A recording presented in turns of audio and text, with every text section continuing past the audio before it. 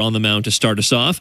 Before we get to those starting lineups, let's get first to the Bet365 standings update. At Bet365, you can bet on popular markets like hits, home runs, and total bases. Download the app and find out why it's never ordinary at Bet365. 19 plus, play responsibly, Ontario only. So after all the games were booked in the books yesterday, the Yankees, they're 40-25. The Blue Jays are 37-30. The Rays are 36-31. The Red Sox 33-36, and the Orioles 26-39. Before we get you over to Ben Shulman and Chris LaRue, who are standing by for the call of today's ball game, as you heard earlier, let's get to those starting lineups. For the Blue Jays, Bo Bichette is batting leadoff. He is at shortstop. Vladimir Guerrero Jr. is batting second at first base. Alejandro Kirk, who has been red hot lately, he is DHing, batting third. Batting cleanup is George Springer. He's back in the field. He's in right field today.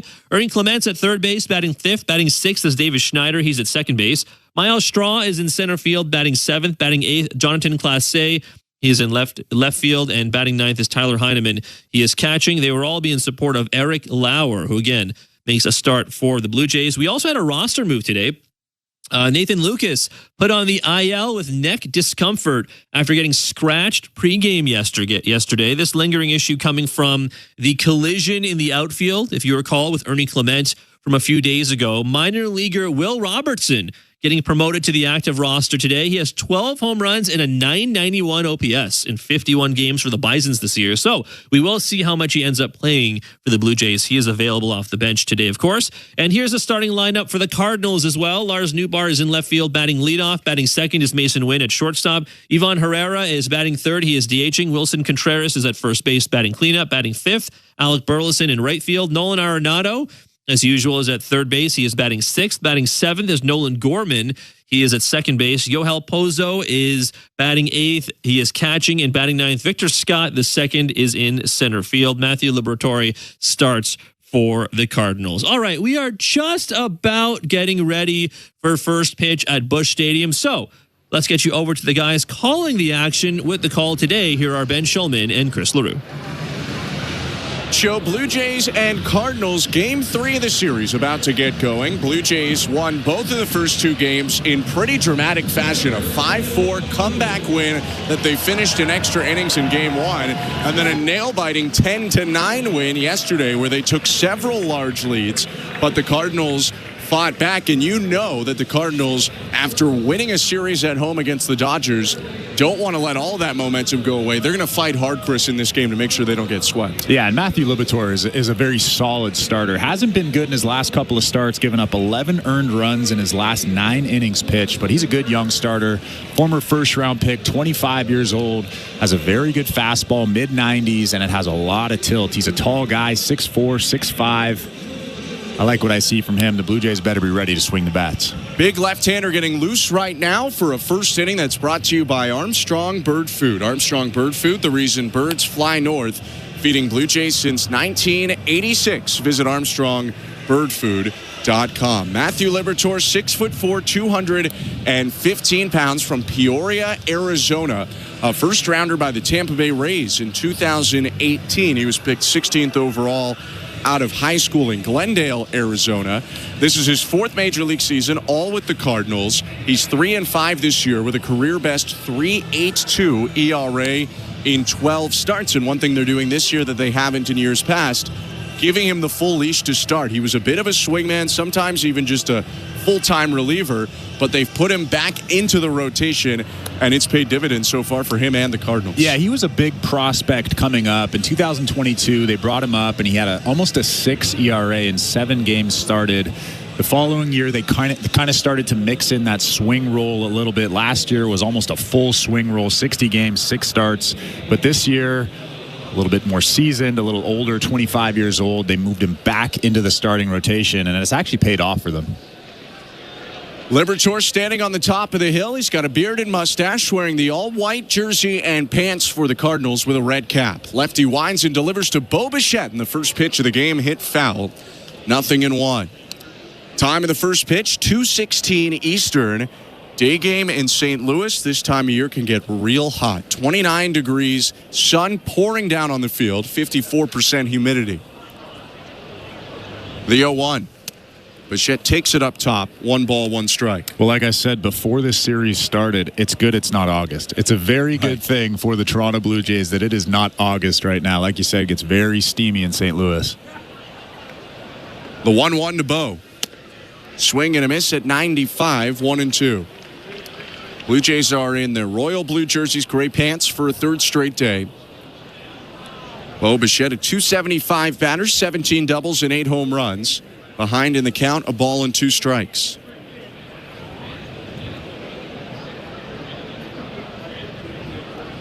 Liberatore kicks and offers. Swing and a miss at a pitch in the dirt. That was the cutter. Tag applied by the catcher, Joel Pozo, and there's 1 down. How about that cutter? All kinds of tilt to it. Like we mentioned earlier, he's a big guy, 6'4", gets on top of that baseball. That arm slot is almost directly over the top. That pitch right there had a lot of downward movement, and you could see just how uncomfortable Bo Bichette was swinging at that pitch. So 1 down for the lefty Liberatore, and here's Vladimir Guerrero Jr. Had the day off yesterday. The pitch home. Swing and a line drive, left center field, down for a base hit. Circling around it, it's picked up by Scott on 1 bounce, and Vladdy ambushes Liberatore on a fastball on the inner half. Got on 1 bounce, first knock, and Vladdy ambushes Liberatore on a fastball on the inner half. Got on 1 bounce, first knock, and Vladdy ambushes Liberatore on a fastball on the inner half. Got on 1 bounce for a single to center field. 1 on and 1 out. And probably the MVP of the series so far, Alejandro Kirk, steps in. Yesterday, Kirk had 2 singles and a 2-run homer. He scored 3 different times. The pitch. Low ball 1. The day before that, Kirk was even better. 4 hits, 2 of them doubles, 1 of them a solo home run to dead center field. Batting .323 now on the season. 1-0 pitch. Called a strike. Home plate umpire today is Phil Cuzzy. Manning first base, Tony Randazzo. It's Dan Bellino at second and Clint Vondrak at third. Liberatore from the stretch looks to Guerrero at first, and the pitch. Low, 2 balls and 1 strike. That's a good take on that cutter just below the strike zone. Almost the same pitch that Bo Bichette swung over. But Alejandro Kirk's seeing the baseball really well right now. Like you said, hitting .323 on the season. It is tough, though, to pick up Liberatore because he'll throw 6 different pitches and throw them all frequently. 2-1 pitch, popped up foul. That was a 4-seamer at the bottom of the zone, and that pop-up goes out of play. It's 2-2. Between the 4-seamer, slider, cutter, changeup, sinker, and curveball, Liberatore uses the 4-seamer 26% of the time the most, the curveball 11% of the time. That's his least used pitch, so everything is getting thrown. Lefty set, black glove pressed against his chest. His 2-2.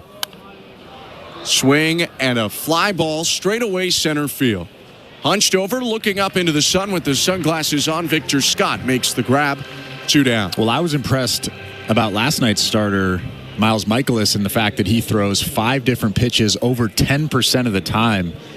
Matthew Liberatore throws 6 different pitches over 10% of the time. You really don't see that very often.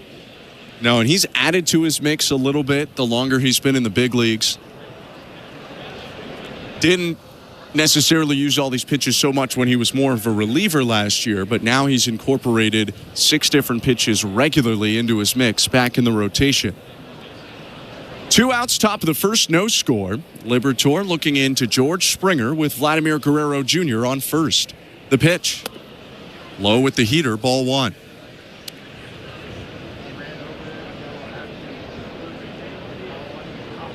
Last outing for Liberatore was a bit of a struggle against the Kansas City Royals. 4 innings, 8 hits, 7 earned runs, 1 walk, 2 strikeouts. 1-0. Outside, check swing by Springer. 2 balls, no strikes. That was the changeup right there. That was a good take from George Springer. Looks like the fastball, same arm speed, same arm slot. And that's what makes Liberatore so tough, is everything comes out of that same arm slot. Change is probably his best pitch, at least the one getting the best results. 2-0 pitch, popped up. Fastball down the middle, lifted to the right side of the infield. Second baseman Nolan Gorman makes a two-handed squeeze to end the inning. Blue Jays get one hit from Vladimir Guerrero Jr., but he's left on first. No runs in the top of the first inning, so it's a scoreless ball game, middle of one. You're listening to Blue Jays Baseball, brought to you by your local family-owned Crown Rust Control Center, streaming at sportsnet.ca and the Sportsnet Radio Network. Be at the ballpark on Wednesday, June 18th for a picture-perfect evening of Blue Jays baseball. Arrive early to receive your Kevin Gausman t-shirt giveaway, presented by Ryobi. Free to the first 15,000 fans. Find your seats at BlueJays.com. Timber Mart is Canada's building center. Your home team advantage with the right materials and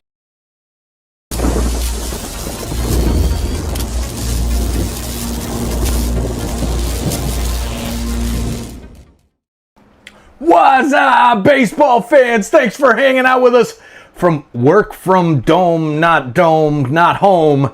Busch Stadium. How about that one? Live from Busch Stadium during the afternoon. It's a work from Busch day. How about that? Thanks for being here today on TSI. Thank you for cheering on our Blue Jays strong in the chat and keeping it classy.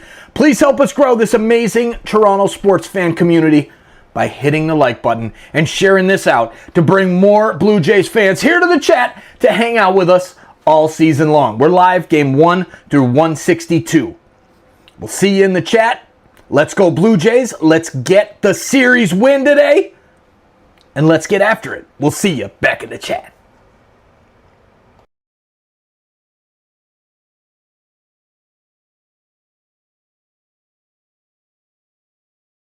You or someone you know has concerns about gambling, visit connectsontario.ca.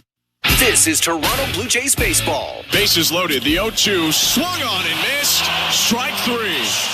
On Sportsnet 590 The Fan and the Sportsnet Radio Network. Broadcast booth. I'm Ben Schulman alongside Chris LaRue, our host and producer today, Show Ali, and our technical director, Derek Brandeo. Blue Jays and Cardinals scoreless, bottom of the first. Eric Lauer gets the start today for Toronto. The left-hander steps on the hill, and he'll go left on left to start his day with Lars Nootbaar. The pitch. Fastball, top of the zone at 91, strike one. Lauer on the season, 2-1 with a 2.08 ERA. 8 games, 2 of them starts. And pardon me, it's actually a 1-1 count. Lauer got a pitch clock violation for having too long of a warm-up. 1-1 pitch, swing and a miss. He puts that pitch clock violation to the side and gets ahead of Nootbaar 1-2. So right off the bat, he has to fight back in this count. It's a tough start to anybody's day. Nootbaar back in the lineup after a day off yesterday, the 1-2. Foul tip, strike three. Got him on an elevated heater at 92. 3 fastballs to start off his day, and there's one down. And how about that? Doesn't have overpowering stuff. The fastball generally sits 90, 91, 92. We'll see him touch 94 every once in a while, but he just blows that four-seamer at the top of the strike zone right by Lars Nootbaar. 5-pitch mix for Eric Lauer. Four-seamer leads the pack in terms of usage, but the curveball's the bread and butter pitch for the lefty. He'll also throw a slider, a cutter, and a changeup. The pitch to Mason Wynn. Right-handed hitter takes a heater high, ball one. And I think because of that slow curveball, 76 miles an hour generally, that's probably why Lars Nootbaar was behind that fastball. He had that curveball in the back of his head, 2 strikes. He's probably thinking this guy's definitely throwing that curveball. 1-0 pitch, called a strike. Fastball on the inside edge to the right-handed hitter, 1-1. 5'9" shortstop Wynn. Batting .271 on the year, .750 on base plus slugging. 1-1. Check swing on a change. Pitch called low. Appeal down to first base. No swing, says Tony Randazzo. 2 balls and a strike. Last we saw Lauer, he was pitching against the Minnesota Twins on June the 6th. Went 2 1/3, 1 hit, no runs, 1 walk, and 2 strikeouts. 2-1 pitch. Backdoor change, called a strike, 2-2. That's 2 changeups in a row that have been pretty good.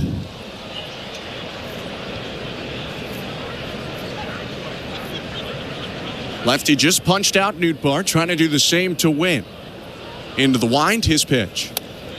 Upstairs with the fastball, a little too high to get the chase that time. Full count. They're trying to come inside. I like that. I like the fact that you're establishing the inside part of the plate early on in a ball game. That'll open up the outside part. It's Tyler Heineman working today with lefty Eric Lauer. First start for Heineman. 3-2. Is a fastball lined out to center field and over the leap of the second baseman Schneider, down for a base hit. Win around first, he turns back to the bag with a one-out single. Not a bad pitch from Eric Lauer, but a really good swing from Mason Wynn, just going the other way with that fastball that was down and away. Didn't try to do too much with it. Just a good line drive on a good swing.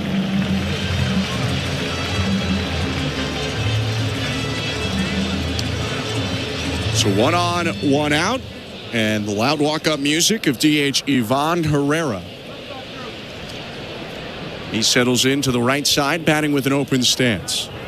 Bright yellow arm sleeve on the right arm to match his bright batting gloves. A look at first and the pitch.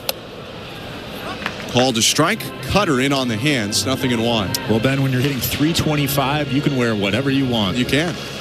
But that's kind of also, it's the equivalent to Blue Jays putting on red accessories. That's true. There's just a little bit of yellow because of the bat on the jersey of the Cardinals, so you can kind of make it work.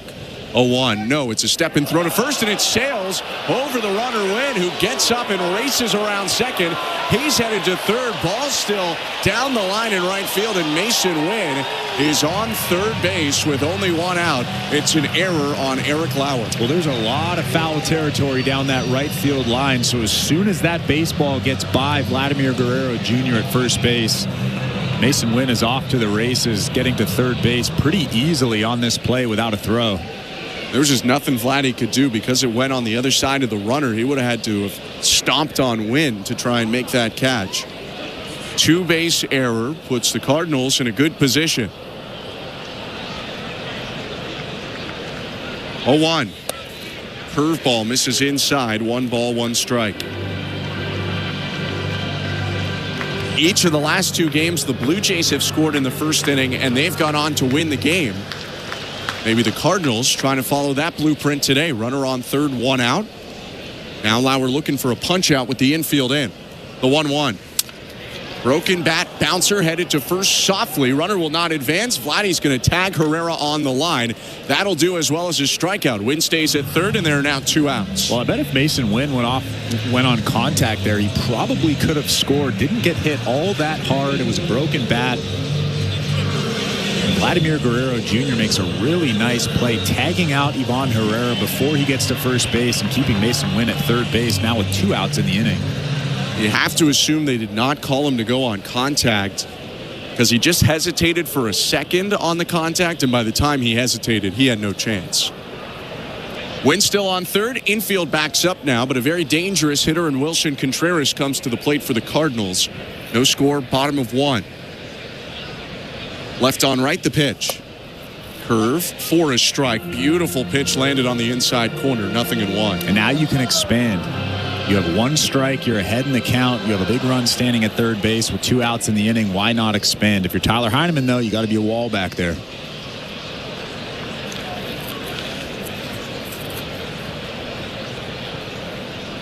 A 1. Fastball down the middle, called a strike. 0-2. It wasn't where they were trying to go. They definitely didn't expand, but it worked. Well, I bet Wilson Contreras is thinking, well, I should have swung the bat there. Sometimes we know when a guy guesses right on a pitch. I think we can say Wilson Contreras guessed wrong there. 0-2. Downstairs with the changeup. 1 ball, 2 strikes. Contreras, a .251 hitter this year, mid-700s OPS. He's doubled 14 times, homered 8 times, and driven in a club best 42 runs. The 1-2 pitch. Inside, 2 balls, 2 strikes. That's a good pitch. In off the plate, Wilson Contreras had to jump back on that cutter. Actually, almost hit him in the kneecap. I'm sure that'll open up the outside part of the plate.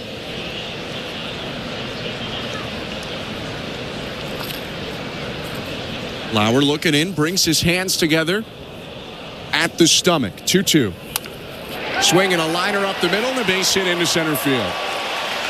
Wynn jogs home, and the Cardinals have a first inning run on a Wilson Contreras RBI single. It's 1-0 St. Louis in the first. Well, I think they were trying to elevate with that fastball up and away. Tyler Heineman had the target at the top of that strike zone, but that fastball just stays right over the middle of the plate. Wilson Contreras, like he did late in the ball game last night, just drills that thing to center field. And the error does come back to hurt the Blue Jays now. Wynn's on first. Probably doesn't score on that play. Maybe he does from second, but certainly with him on third, he was always going to come in.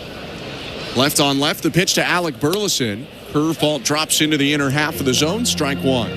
You also have to imagine that at some point during that inning, Mason Wynn probably would have tried to steal second base. Let's say hypothetically he gets to second base, he would have scored on that hit. But he would have tried to steal on the best guy in baseball throwing people out, minimum 10 throws to second, Tyler Heineman.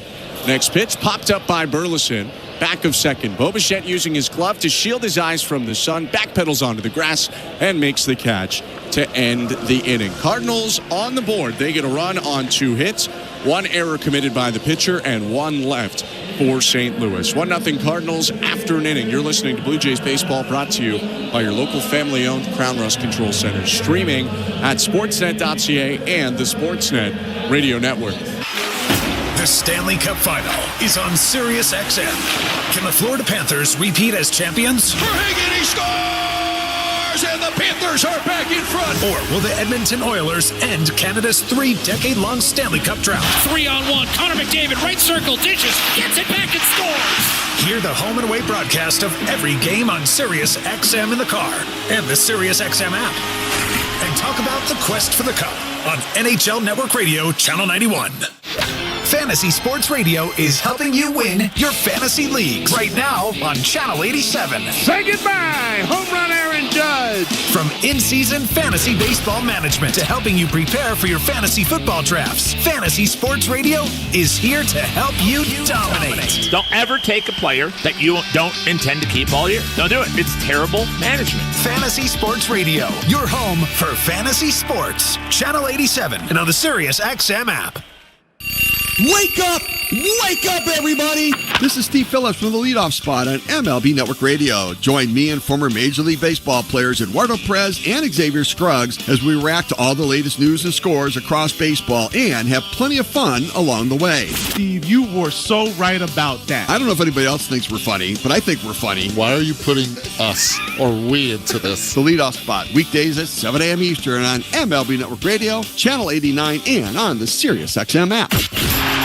The Blue Jays are in flight, leading 3-0. Blue Jays fans, this is Ross Atkins, and you're listening to Blue Jays Baseball on Sirius XM.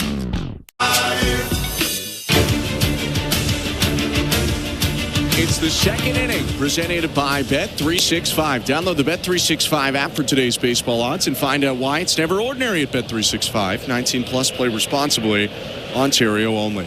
1-0 Cardinals, and a first pitch high and outside to Ernie Clement. Now the 1-0 is hit well. Out to left field and deep. Going back, Nootbaar. It bounces up against the fence. Clement into second. He's got a lead-off double to start the top of the second inning.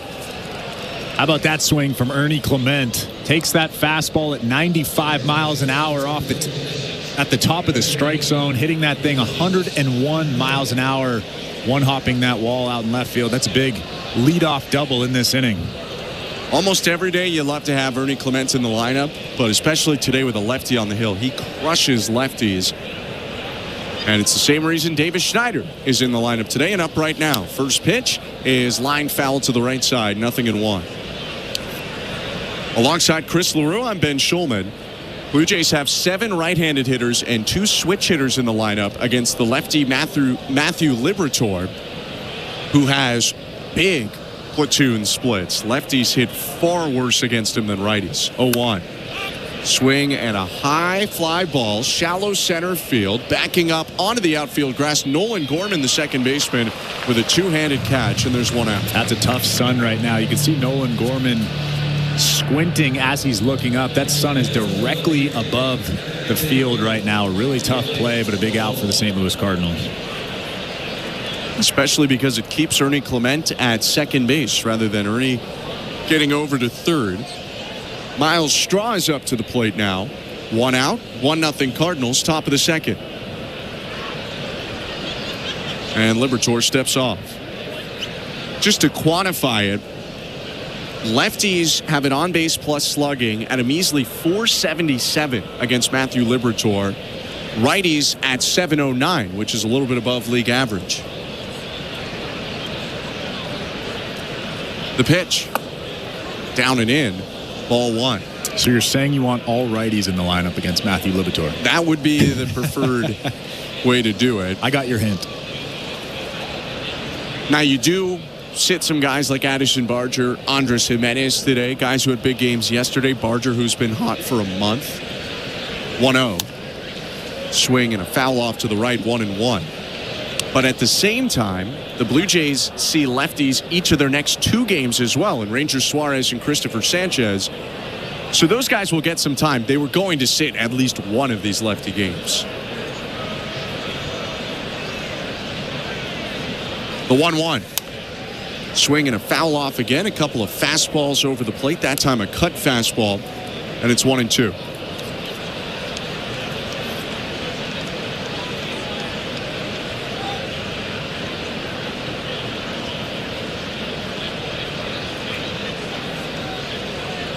Clement on second, the 1-2. Swing and a line drive, deep left field, hooking toward the corner. It's foul. Missed the pole by maybe 10 feet. Might have been a little short of it as well, but that was close to leaving the yard for Straw. Yeah, Miles Straw just missed that. You could see him as he was finishing his swing, looking down the line. I think he knew it right away, though. Everybody else really couldn't see it, but he's standing in that batter's box, knew that that ball was tailing into foul territory. Another 1-2. High, check swing by Straw. Peel down to first. It wasn't even close. No swing. It's just Tony Randazzo, 2-2. Runner in scoring position is Ernie Clement. Blue Jays hitting .274 this year with runners in scoring position. Third best in Major League Baseball. 2-2 pitch. Swing and a bouncing ball, foul. Third base side. That's a pretty good curveball.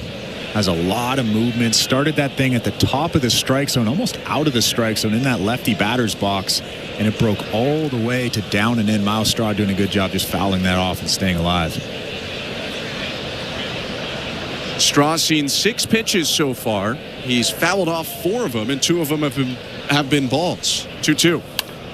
Swing and a ground ball hit to first. Nice play off to his left by Contreras to pick it up and go to the bag. Clement advances to third, 2 outs, and Ernie Clement 90 feet away from tying the game. How about that play from Wilson Contreras? We saw him make a little bit of an error yesterday trying to catch that ball at first base, but Wilson Contreras, new to the position, makes a nice play, ranging to his left and saving a run, really. The good thing for Contreras is he's clearly an above-average athlete for a catcher before this year.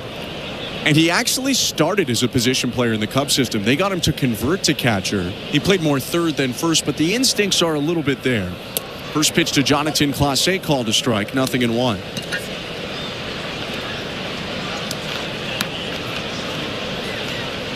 Clase, the switch hitter, batting right. Ernie Clement on third. 1-0 Cardinals with 2 outs in the top of the second.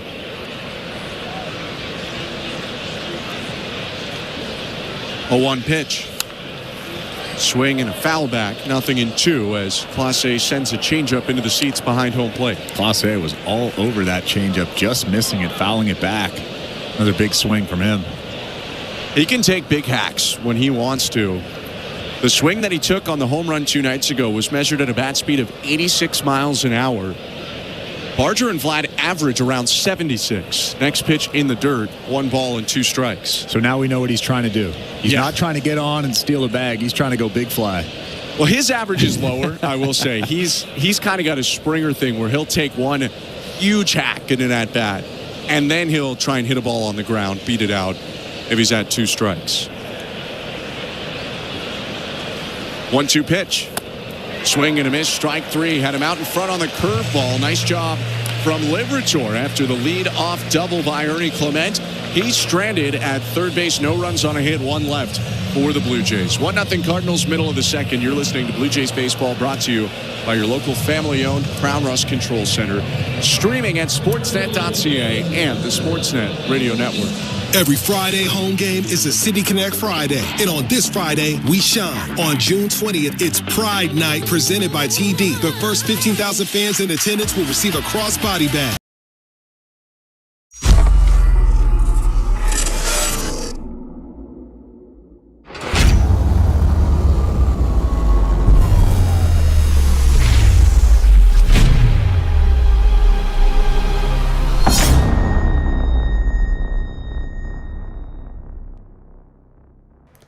Hey, you!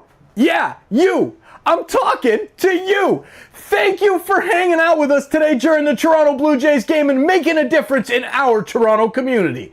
Every single view, just by being here, you're making a difference. And now that we've gotten your attention, please hit that subscribe button and help us grow this amazing community. We are over 100,000 subscribers here on YouTube, and I can't wait to take this plaque up to SickKids Hospital this summer. Possibly a Blue Jays game as well. Maybe even TFC, because that's what we do here, all the Toronto sports. So welcome to everybody that's new. Thank you for hitting that subscribe button right now.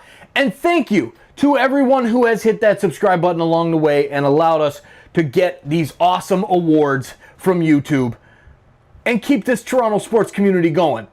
Now let's get back to the baseball. Go Jays, go! We'll see you back in the chat. This is Toronto Blue Jays baseball. Runner going, throw down to second. They got him. On Sportsnet 590 The Fan and the Sportsnet Radio Network.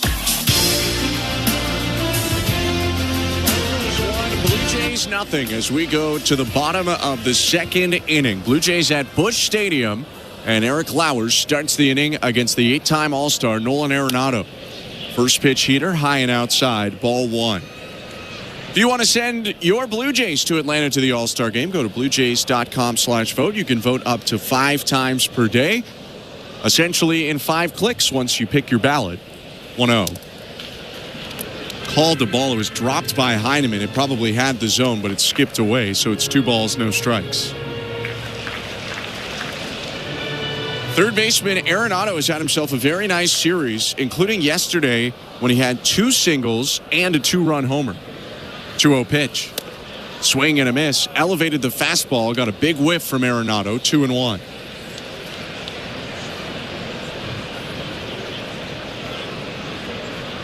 Hitting 6th again in the Cardinals lineup. Nolan Gorman and Joel Pozo behind him. 2-1 pitch. Swing and a high fly ball. Medium depth left center field. Straw starting to jog forward. Looking right up into the sun. Makes the catch.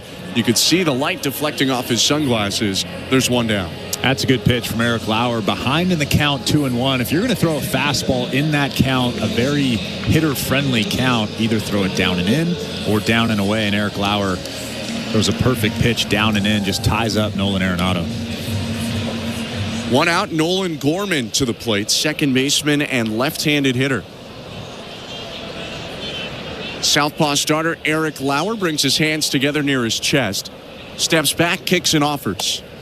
Check swing, called strike on a cutter, 0-1. The third inning is brought to you by the local family-owned Crown Rust Control Centers in Etobicoke and Streetsville. Crown is proud to be Canadian-owned and operated since 1986, so protect your vehicle from rust today at your local Crown Rust Control Center or visit crown.com. Crown, Canada's #1 rust protection. 0-1 pitch set in the air out to center. Another routine squeeze made by Miles Straw.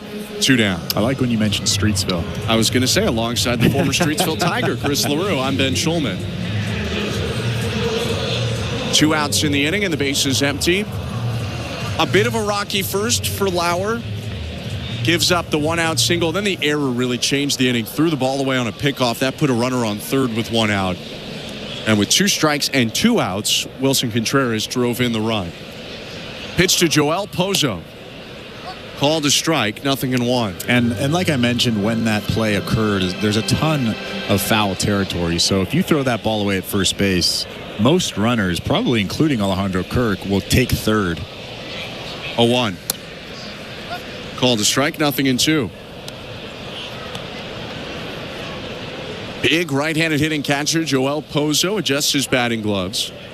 This is his second start in the month of June. He's often the third catcher behind Pedro Pajes, who's on the bench today, and Ivan Herrera, who's DHing.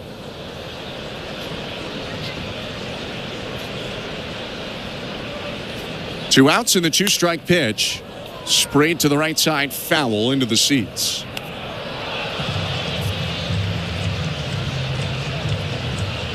"28 pitches so far for Eric Lauer in his first true start since May 23rd at Tampa. 0-2 again. Inside, backed his ankles off the plate as he threw down and in. 1 ball and 2 strikes. And I just come back with a fastball that's elevated. On the previous pitch, Pozo was way behind a fastball at 93. That always tells me that a hitter's not comfortable with that pitch when they're behind a pitch like that. 1-2. Hit on the ground, foul. They went to the cut fastball up and in. Somehow Pozo got to it, but all he could do was send it bouncing down the left field line. Yeah, not a bad pitch. I think they were trying to come down and in. You could see Tyler Heineman's target down and in, but they missed up, and that's an easier pitch to make contact with. Pozo just hitting it foul. Perhaps the wide open stance of Pozo allows him to get to the inside pitch a little bit too. The 1-2. Curveball lifted out to left. Moving back toward the wall, Jonathan Clase on the track, leaps at the fence, it's gone. Solo shot for the catcher, Joel Pozo, his second home run of the season. It's 2-0 for the Cardinals in the second inning. So like I said, if you throw a fastball at the top of the strike zone and a hitter looks uncomfortable with that pitch and fouls it off and is late on that pitch, why not go back to that pitch, maybe even a little bit higher?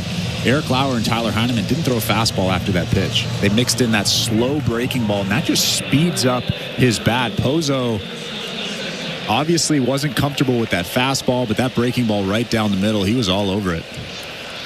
2 down, and the pitch to Victor Scott II misses down and away, ball 1.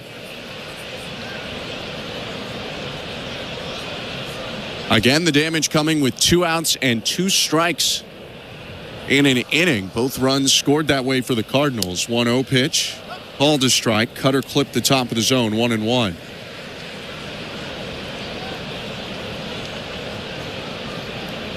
Was a pretty nice catch made by a fan out in left field on the homer. He had to somewhat dangerously lean over a wall. Wouldn't recommend that.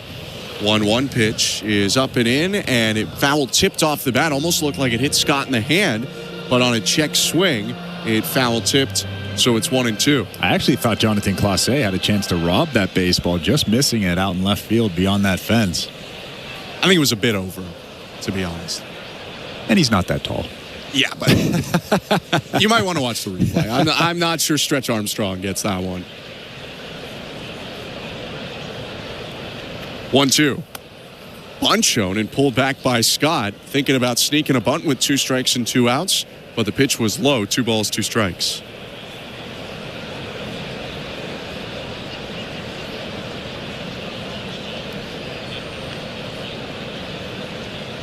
Now Lauer into the wind, the 2-2. Hooked on the ground towards first. Picked up Guerrero. He goes to the base to end the inning. 2-out solo shot by Joel Pozo, and the Cardinals add to their lead. St. Louis is leading 2-0 after 2 innings. You're listening to Blue Jays Baseball, brought to you by your local family-owned Crown Rust Control Center, streaming on the Sportsnet app and the Sportsnet radio network. Knock all your summer projects out of the park with Home Hardware, the official home improvement retailer of the Toronto Blue Jays and your DIY partner in making your dream home a reality. From gardens to garages, back decks to front doors, refreshes and renos, we're here to help you cover all your bases and make every summer project a home run. Visit any of our 1,000+ Home Hardware and Building Center locations, where we're proud to be locally owned and genuinely Canadian. At Crown Rust Control, protection runs deep because every Crown Rust Control Center is owned by a local family who cares beyond business. Your Crown Rust Control is 100% committed to their product, to you, to their community, which is your community. Protecting you and what matters to you is equally important as protecting your vehicle. Did you know spring's the best time of year to protect your vehicle from rust? For a special spring offer, find your local family-owned Crown Rust Control Center at crown.com. Breaking news coming in from Bet365, where every nail-biting overtime wins 5. Must be 19 or older. Ontario only. Please play responsibly. If you or someone you know has concerns about gambling, visit connectsontario.ca. This is Toronto Blue Jays baseball. Green kicks and delivers. Swing and a miss. They defeat the Mariners on Sportsnet 590 The Fan and the Sportsnet Radio Network. Top of the third inning, and the third inning is brought to you by the local family-owned Crown Rust Control Centers in Etobicoke and Streetsville. Crown is proud to be Canadian-owned and operated since 1986, so protect your vehicle from rust today at your local Crown Rust Control Center or visit crown.com. Crown, Canada's #1 rust protection. 2-0 Cardinals pitched to Tyler Heineman outside at 94 out of the left hand of Matthew Liberatore, 1-0. First time in the series that the Blue Jays have trailed early. Typically, they've gotten out to the early lead. 1-0 pitch. Called a strike, 1-1. But not that different than when in the Twins series, the Blue Jays fell behind early. If you go back to game 1 of that Twins series, they were down 3-0 after 2 innings and won the game 6-4. Heineman bounces one on the ground, foul just wide of the third base bag. It's a ball and 2 strikes.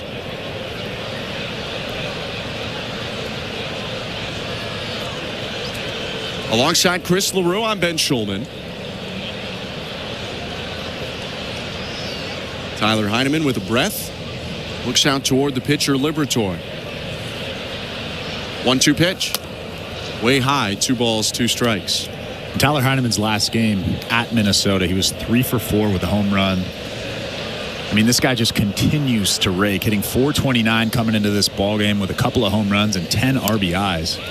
2-2 is bounced over the hill, and it hits the second base bag and rolls into center field. Heineman safe at first. He'll take off for second for what I believe will be a leadoff double.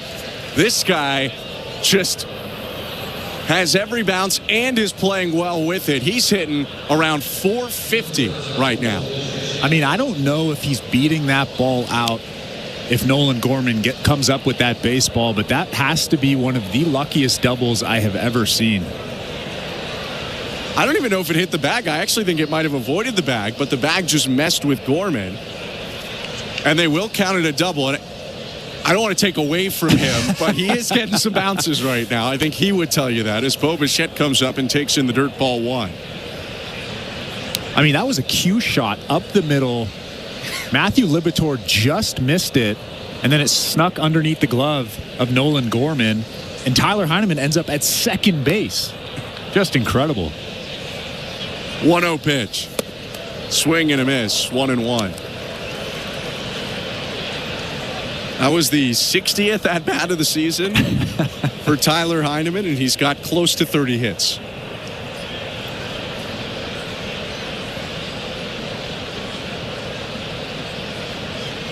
One.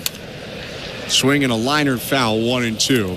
It was at bat 57 overall, to not use Brown numbers. He's got 25 hits and 57 at-bats. That was his 6th double of the year. He's batting .439. There will be some people that write him in as an all-star. Go ahead, BlueJays.com/vote. Scroll down to the bottom. You can write in whoever you want. 1-2. In the dirt, 2 balls, 2 strikes. The only thing I'd say to those people who have the right to do whatever they want is maybe if you're voting 5 times a day and you want Blue Jays in there, maybe send 4 of them to Kirk because he's got a more realistic chance.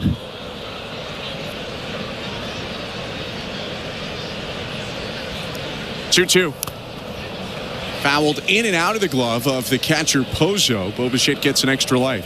And I know that we were joking around, or at least I was joking a little bit about how hard that ball was hit and the fact that Tyler Heineman just ended up with a double.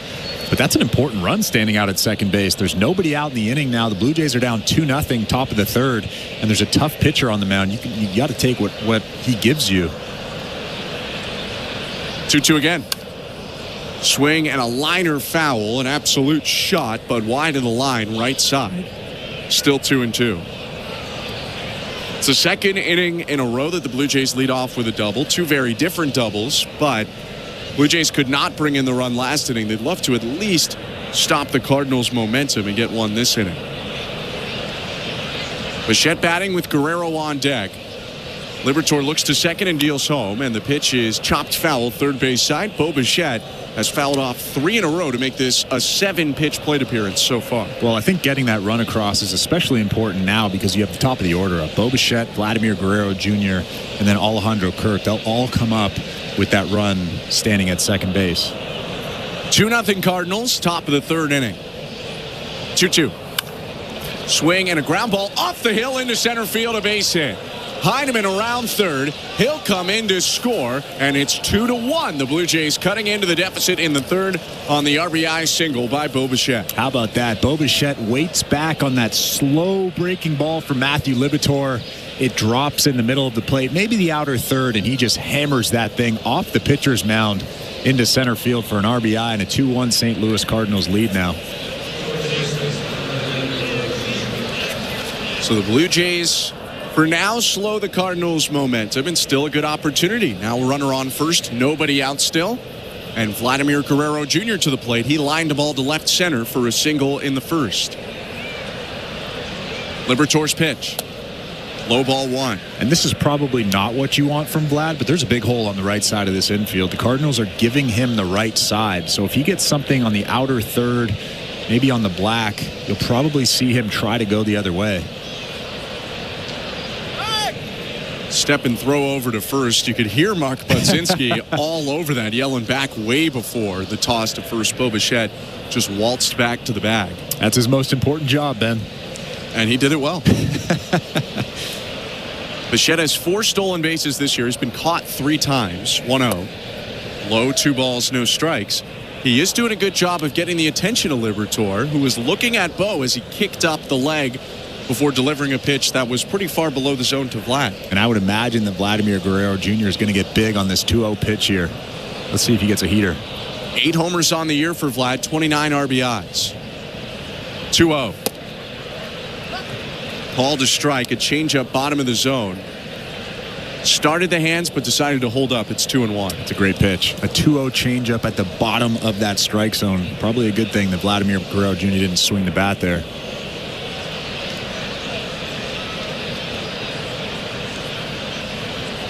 2-1.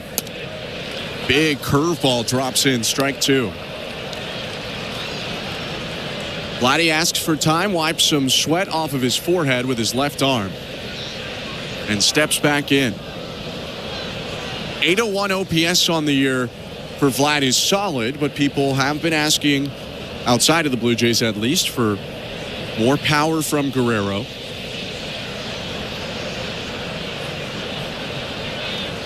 2-2 in the dirt, ball 3. And I think that power will come a lot like it did last year. Eventually he starts to get underneath baseballs, hits balls in the gap, gets balls over the fence in the outfield. But as a hitter, when you try to do too much, when you listen to the outside noise, that's when you get into trouble. So hopefully Vladimir Guerrero Jr. is not listening to all that. Hey, where's the power talk? Full count, Bichette on first, nobody out, and the pitch is chopped on the ground towards third. Fielded deep, Arenado throws the second one over to first, safe. Guerrero hustles it out to make that a fielder's choice rather than a double play. It was going to be a tough turn. Arenado and Gorman, the 2 Nolans, did all they could, but it's a runner on first in Vladdy with 1 out. Well, Nolan Arenado is so quick with that transfer. I thought that was a for sure double play, but Vladimir Guerrero Jr. running really hard out of the box just beats that throw from Nolan Gorman at second base.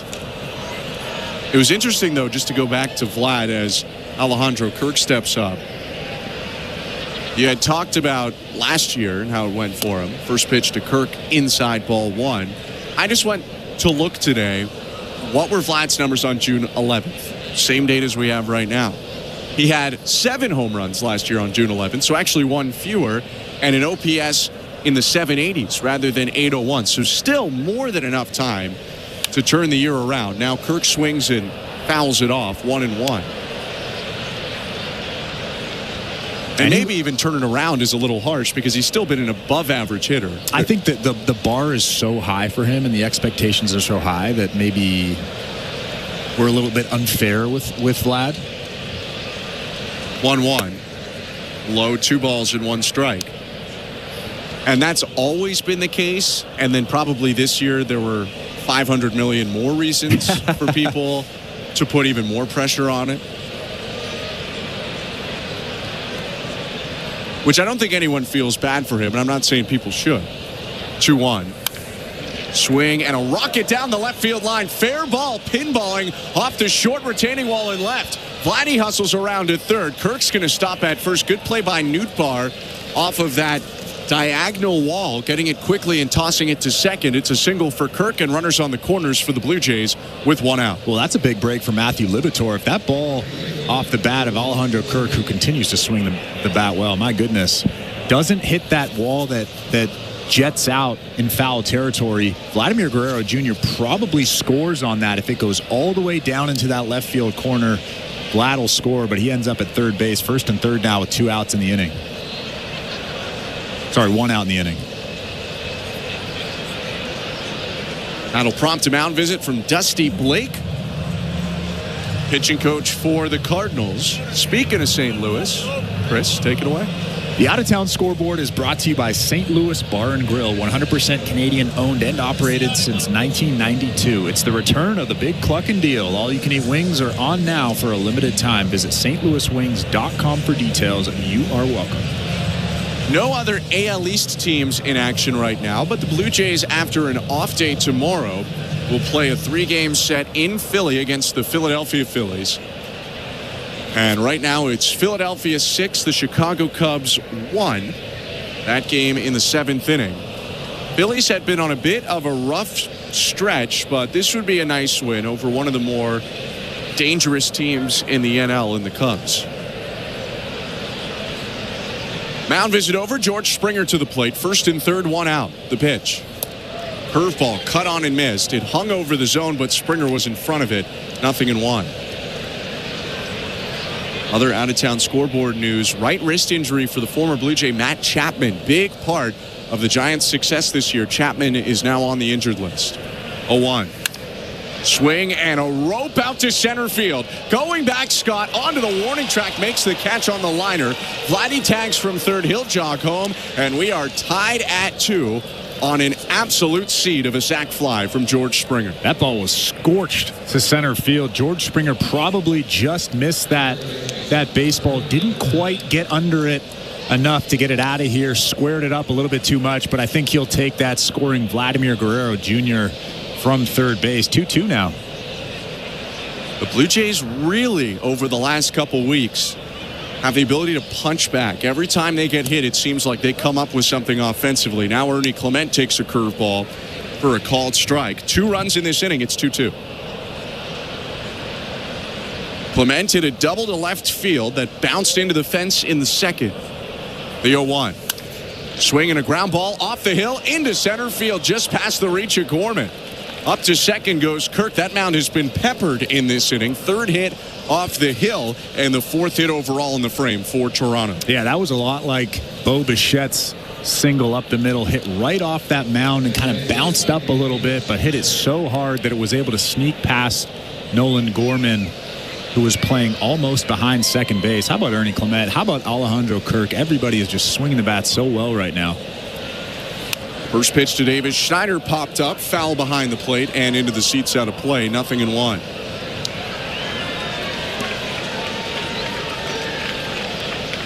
Top of the 3rd inning. Matthew Liberatore now up to 56 pitches after a long frame. 2 on, 2 out, 2-2 ball game. With 26-27 degree heat beating down on him, Liberatore's 0-1. Over the top curve, just misses outside. 1 ball, 1 strike. Liberatore tilting his head, wanted that call, but it's one of those big breaking curveball that kind of wraps around the strike zone, doesn't go through the strike zone. 1-1. Fouled away to the left. 1 ball and 2 strikes. Davis Schneider popped up to second today, but even counting that, he's still 4 for 12 with a home run and 3 walks in now 4 and change games since returning to the Blue Jays. 1-2. Swing and a miss. Strike 3. Pitch in the dirt. Quick tag applied by the catcher Pozo, and that will do it for the inning. The Blue Jays tie it up. They get 2 runs on 4 hits. It all started with the interesting double from Tyler Heineman, and it got capped off by George Springer's sac fly. 2-2 game, middle of the third. You're listening to Blue Jays Baseball, brought to you by your local family-owned Crown Rust Control Center, streaming at sportsnet.ca and the Sportsnet Radio Network. The NASCAR Cup Series is on SiriusXM. We're back on the track Sunday, 2 p.m. Eastern. It's the Viva Mexico 250 from Autodromo Hermanos Rodriguez on SiriusXM NASCAR Radio Channel 90 and on the SiriusXM app. For up-to-date betting lines, fantasy plays, and the latest NASCAR news, catch the pre-race show before every Cup Series race. Plus, 2 hours of post-race coverage on SiriusXM NASCAR Radio Channel 90. Every night after the final out, the Round Trip Roundup brings you the scores, highlights, and analysis from every game across Major League Baseball, all in less than 30 minutes. Swung on and missed, strike 3 and a no-hitter. It's the perfect way to get caught up on all the night's biggest home runs and best performances. And a high drive, deep right center. It's the Round Trip Roundup on MLB Network Radio every night on SiriusXM Channel 89 and every morning on the SiriusXM app. Baseball is back. It's former General Manager Jim Duquette, and every Sunday on the front office, we have you covered on everything happening across Major League Baseball. That's right, Duke. It's former Big League GM Jim Bowden. Injuries, extensions, promotions, demotions, and trades. We'll have you covered on all the news. We'll bring you the front office perspective as the season heats up. Front office with Jim Duquette and Jim Bowden Sundays at 10 a.m. Eastern on MLB Network Radio, Channel 89, and on the SiriusXM app.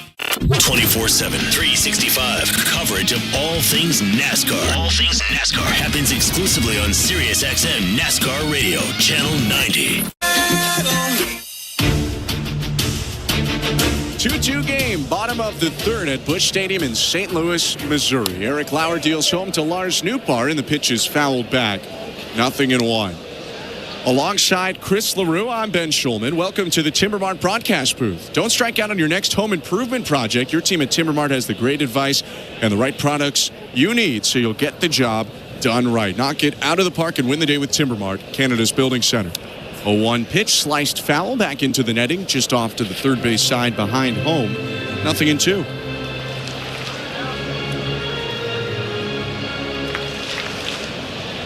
Busch Stadium, not the newest, not the oldest ballpark in baseball, somewhere in the middle. Opened in 2006. 0-2 pitch in the dirt with the curve. 1 ball, 2 strikes. And the thinking is there might be some renovations coming up pretty soon. Chiefs and Royals across the state in Kansas City, Missouri got approval to get a little bit of help from the state. And they said, hey, well, you know, St. Louis is also in this state, so they gave some help to the Cardinals as well. Next pitch is a curve, cut on and miss, strike 3. Nootbaar goes down, and there's 1 out. It's a pretty good pitch. A little bit of a backup curveball there, but just had enough break to sneak underneath the bat of Lars Nootbaar. I like Eric Lauer as a starter. I really want him to go deep into this ball game. I don't know what the plans are with John Schneider and Pete Walker, but he's at 40 pitches now. They're 44 in his last outing. We'll see what happens. Lauer's given up 1 in each of the first 2 innings, but they both come with 2 strikes and 2 outs. This game could be very different. First pitch to Mason when he shows bunt, pulls it back, 1-0. Pitch missed up and in with a cutter. Ollie Marmol is almost, in a way, daring the Blue Jays to leave Lauer in longer with the lineup he's constructed today. 1-0 pitch, called a strike, 1-1. He's got 4 different left-handed hitters in the lineup. Only one not in there is Brendan Donovan, who's hurt. And he's got a couple guys, like the batter right now, Mason Wynn, who really struggle against lefties. 1-1. Hopped up foul behind the plate, 1-2. They're really trying to jam him, too. A couple of cutters in this at bat, in off the plate. That one kind of leaped back over the middle of the plate just a little bit, but you can tell they're trying to cut down that swing, not let him or not allow him to get those arms extended. The 1-2.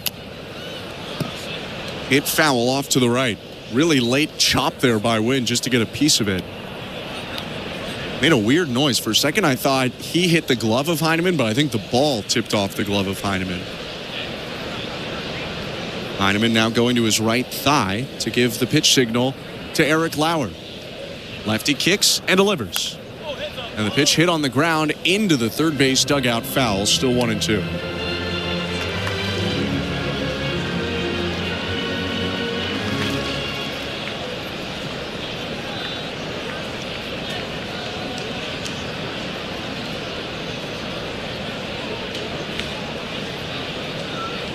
Another 1-2. Lifted out towards center field. Sprinting back Straw. Pulls up in front of the track. Makes the catch. With the gateway arch looming over him behind him. They're 2 down. I still can't get used to pitchers shaking off signs while looking into the stands. Because I'll never get used to that. Obviously, back in the day when fingers were used to give signs, you'd have to be looking at the catcher. And now a lot of the time you see a pitcher just kind of looking all over the place, shaking off, looking at the sky, shaking off. That's what Eric Lauer just did there on that pitch. It's a pitch-calm world, but until a battery dies or we have a malfunction, I won't complain. 2 outs, pitch to Ivan Herrera. Curve misses high, ball 1. I miss catchers having nail polish. You could still use nail polish. Yeah, for fun, but 1-0. Called a strike, 1-1. Ivan Herrera, the batter, grounded out to first in the first. On the season, batting .325. 2 outs and the 1-1 pitch. Outside, 2 balls and a strike. There were a couple times where, first of all, I never had an issue with seeing signs for whatever reason, but there were a couple times when catchers would just put nail polish on before a start of mine.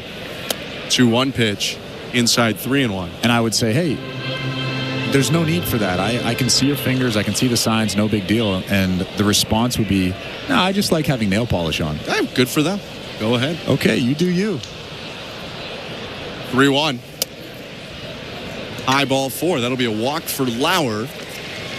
Herrera goes down to first base with 2 outs. Well, not ideal, especially with 2 outs. Obviously, you want to pound the strike zone, but Ivan Herrera has been seeing the baseball very well. I don't mind that walk there to that specific batter, but now you have Wilson Contreras coming up in a tie ball game. This is a big at-bat here for Eric Lauer. Lauer trying to buck the trend of 2-out runs. 51 pitches for the lefty, giving up 2 runs in 2 2/3. The pitch to Contreras. In off the plate, and that tipped the elbow guard of Wilson Contreras. You can hear 2 sounds. So that's a hit batter to make it first and second now, 2 outs. It seemed to me like Wilson Contreras might have leaned in just a little bit. John Schneider is looking to see if he wants to take a look at this right now. You can't challenge if he leaned in or not. That's up to the home plate ump. You can only challenge if it hit him or not. You can see him just dropping that left elbow just a hair.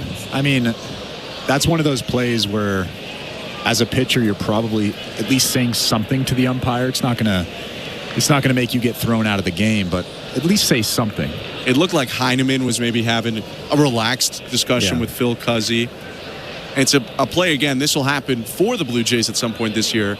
If the elbow guard doesn't come half an inch further than the elbow actually is, he doesn't get hit by that pitch. First pitch to Alec Burleson is high, ball 1. It's interesting that you bring up that point because pitchers get checked by umpires after every single inning. They go out there and they wipe the hands just to see if there's anything being used. I feel like after a hit by pitch on the elbow, the umpire should check that, see if the 1-0, lifted foul, loss of the helmet for Alec Burleson, 1-1. Quickly say, hey, bend your elbow. Let's see if that elbow guard comes below the elbow. Right. And if it does, you say, nope, that's not a hit by pitch. Get back in the batter's box. So you want them to enforce it only goes as far as the elbow goes. Yeah. It's not a bad point. I don't know how you enforce that. I don't know if that's a realistic thing to even think about, but just something to think about. 1-1.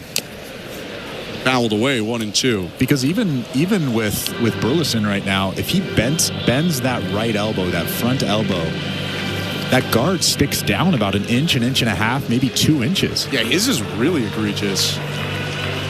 And obviously his arms are bent. That's the way you hit until you're into a full swing. After a walk and a hit batter, 2 on, 2 out, 2-2 game, bottom of the third. Lauer looks to second and is 1-2. Swing and a line shot foul off to the left. While we're at it, why do sliding hand protectors need to extend your hand by 3 inches? While we're at it.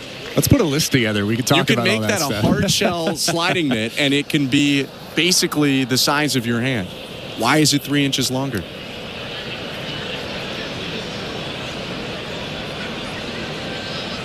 Another 1-2.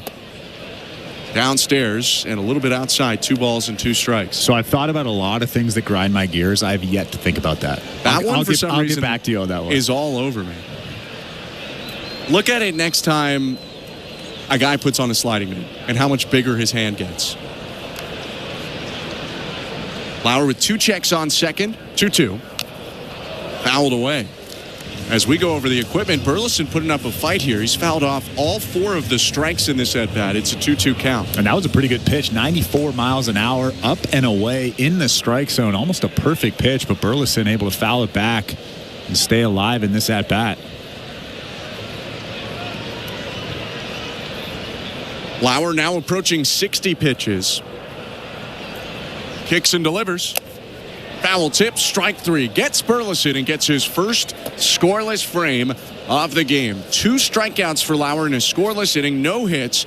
2 left after the hit batter and the walk. It's a 2-2 game after 3 innings. You're listening to Blue Jays Baseball, brought to you by your local family-owned Crown Rust Control Center, streaming on the Sportsnet app and the Sportsnet Radio Network. Sports are all about moments. One of the most incredible, miraculous finishes we have ever seen. And you can hear them all. He scores! Alex Ovechkin! There's a new goal-scoring champion! As they happen. Oh my goodness! Shohei Ohtani, a sayonara swing! Live in the moment. Rory McIlroy on his knees. He's won the Masters. With live sports on Sirius XM and the Sirius XM app. Fantasy Sports Radio is helping you win your fantasy leagues right now on Channel 87. Say goodbye, home run Aaron Judge. From in-season fantasy baseball management to helping you prepare for your fantasy football drafts, Fantasy Sports Radio is here to help you dominate. Don't ever take a player that you don't intend to keep all year. Don't do it. It's terrible management. Fantasy Sports Radio, your home for fantasy sports. Channel 87 and on the Sirius XM app. Blue Jays fans, your manager, John Schneider, joins MLB Network Radio every other Wednesday at 11 a.m. Eastern. Our bats have been really kind of the way we envisioned them. Jimenez has kind of picked up where he left off in spring, as has Bo Bichette, Alejandro Kirk, and George Springer is making progress and kind of quieting some people down on the outside with the start he got off to. Managers at the mic on MLB Network Radio, Sirius XM 89 and the Sirius XM app. Blue Jays fans, after this game, get back to what's really important. Your fantasy football team. We're talking about it right now on Fantasy Sports Radio, Channel 87 and the Sirius XM app. Sportsnet Radio Network. The 4th inning is presented by Bet365. At Bet365, you can bet on popular markets like hits, home runs, and total bases. Download the app and find out why it's never ordinary at Bet365. 19+ play responsibly. Ontario only. First pitch of the 4th, bunted by Miles Straw. First base side. Contreras comes in to get it, and no one's at first to cover. It's a bunt single to lead off the inning. Well, what a beautiful play from Miles Straw. Such a smart player. He tries to bunt it at Wilson Contreras, forcing him to make the play. And at the same time, Matthew Libator was also trying to make the play. And nobody's at first to even take the throw. If anybody actually did field that baseball, but what a bunt from Miles Straw. I don't even know what the Cardinals do there. First pitch to Clase shows bunt, pulls it back, takes a strike.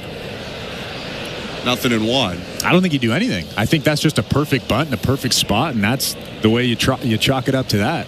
Well, because sometimes the second baseman will go over and cover, but they had Gorman positioned up the middle, so he had no shot. Next pitch in the dirt, blocked by the catcher Pozo. Check swing, appeal to first, no swing. Well, the second baseman will cover first base when the team is expecting a bunt on the wheel play or something like that. There's not enough time for the second baseman to get to first base there, but it's just a perfect bunt. Seen Class A bunt for a hit in this series. He did it bunting to third on Nolan Arenado. Now a step-off throw to first. Straw got back in there easily. 2-2 ball game, top of the fourth inning. Blue Jays got 2 in the third to tie it up. After the number 7 hitter Straw reached on a bunt, the number 8 hitter Class A faces a 1-1, takes it in the dirt, puts a hand up to Straw to tell him to remain at first after another good block by Pozo, 2-1. Class A has been up and down so far at the big league level. Entered today with a .227 average and a .610 OPS. The 2-1. Low ball 3. It's a good take right there. Pretty good changeup. Down below the strike zone. Switch hitters hitting right. He's tended to walk more and hit for a better average from that side. Hit for more power from the left side. 3-1. Low ball 4. He'll take a walk. And one thing for those who subscribe to or put value in this stuff, a lot of the expected stats that talk about quality of contact, the decisions you're making to swing and not swing, those stats think that Class A is better than his numbers have shown so far. Well, at least to me, the eye test is trending upwards. He's looking a little better. He's looking confident in that batter's box. And even that walk there, he was really confident every single pitch. That last take, just spit on that tough pitch right below the strike zone. A really professional at-bat from a young player. Going to be a meeting on the mound before the big slugger Tyler Heineman comes up to the plate. Unfortunately, Chris, I hate to report to you that they went back and changed the scoring on Heineman's double. It is now an error. No. It is now an error. It didn't hit off the bag. It had weird spin.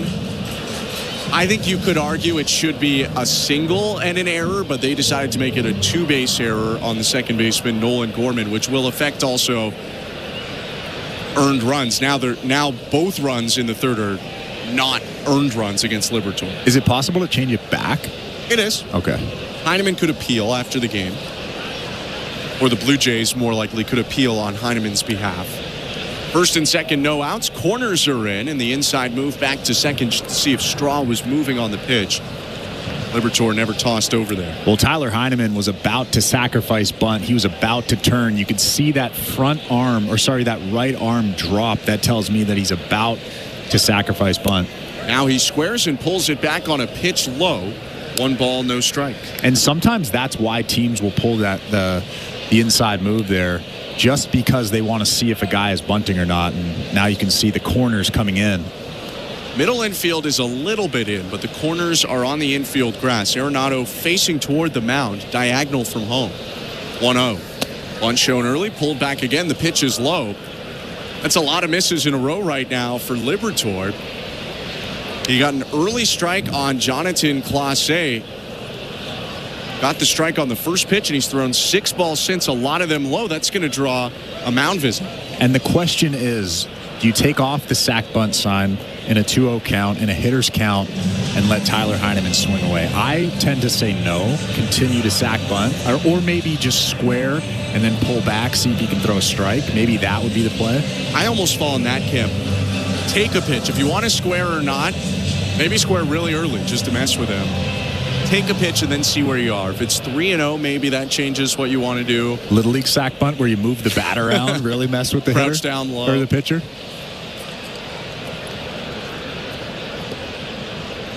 But we'll see. I mean, Heineman, even with that hit now turning into an error, still batting .421 on the season.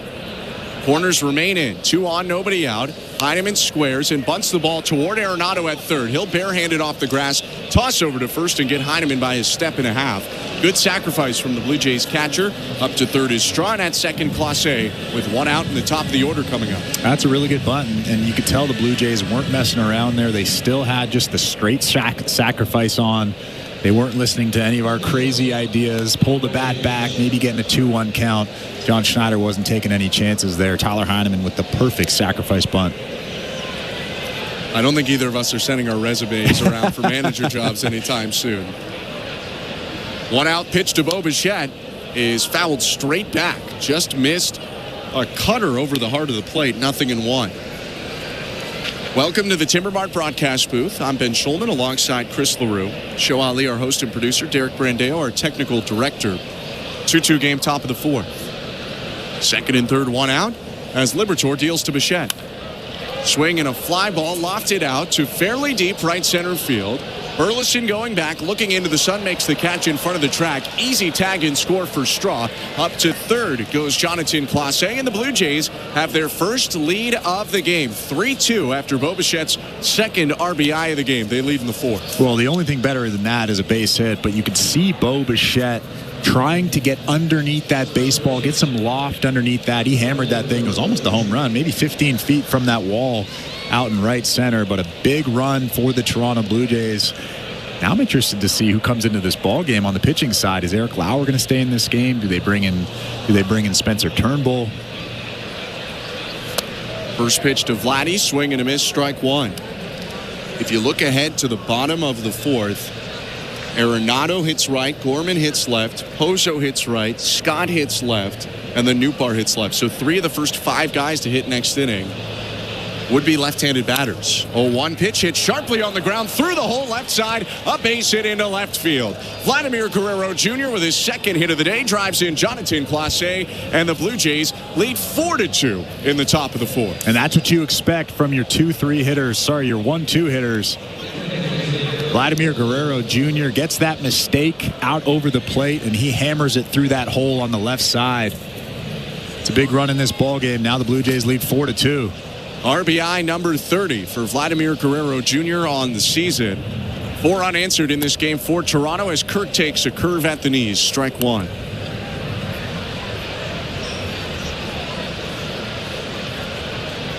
I don't know what has gotten into these guys. But this is a whole different ball club than it was a couple of weeks ago. 0-1. Swing and a foul off the end of the bat into the seats off to the right. 0-2. Well, I don't know what's gotten into them, but I do know that it's slightly more fun to watch this team now. Slightly. Kirk in the series 8 for 12, 4 extra base hits, 2 of them home runs. 0-2. In the dirt, Vladdy takes off for second, and the throw down not in time. Second stolen base of the season for Vlad. And he's in scoring position with 2 outs. I was just thinking to myself, why not take a chance there? Why not? We saw him steal a base about a week ago in a big spot. Just take a chance, go first movement there, and Vlad steals that base pretty easily. 1-2. Swing and a miss at a curve in the dirt. Strike 3. Alejandro Kirk is tagged by Joel Pozo to end the inning as Liberatore picks up his 4th strikeout. But the Blue Jays score a pair. It all started with the bunt single of Miles Straw. He was knocked in on a Bichette sac fly. Clase knocked in on a Vladdy Jr. RBI single. 4-2 Blue Jays, middle of the 4th. You're listening to Blue Jays Baseball, brought to you by your local family-owned Crown Rust Control Center, streaming at sportsnet.ca and the Sportsnet Radio Network. At Crown Rust Control Center, protection runs deep because every Crown Rust Control Center is owned by a local family who cares beyond business. Your Crown Rust Control Center is 100% committed to their product, to you, to their community, which is your community. Protecting you and what matters to you is equally important as protecting your vehicle. Did you know spring's the best time of year to protect your vehicle from rust? For a special spring offer, find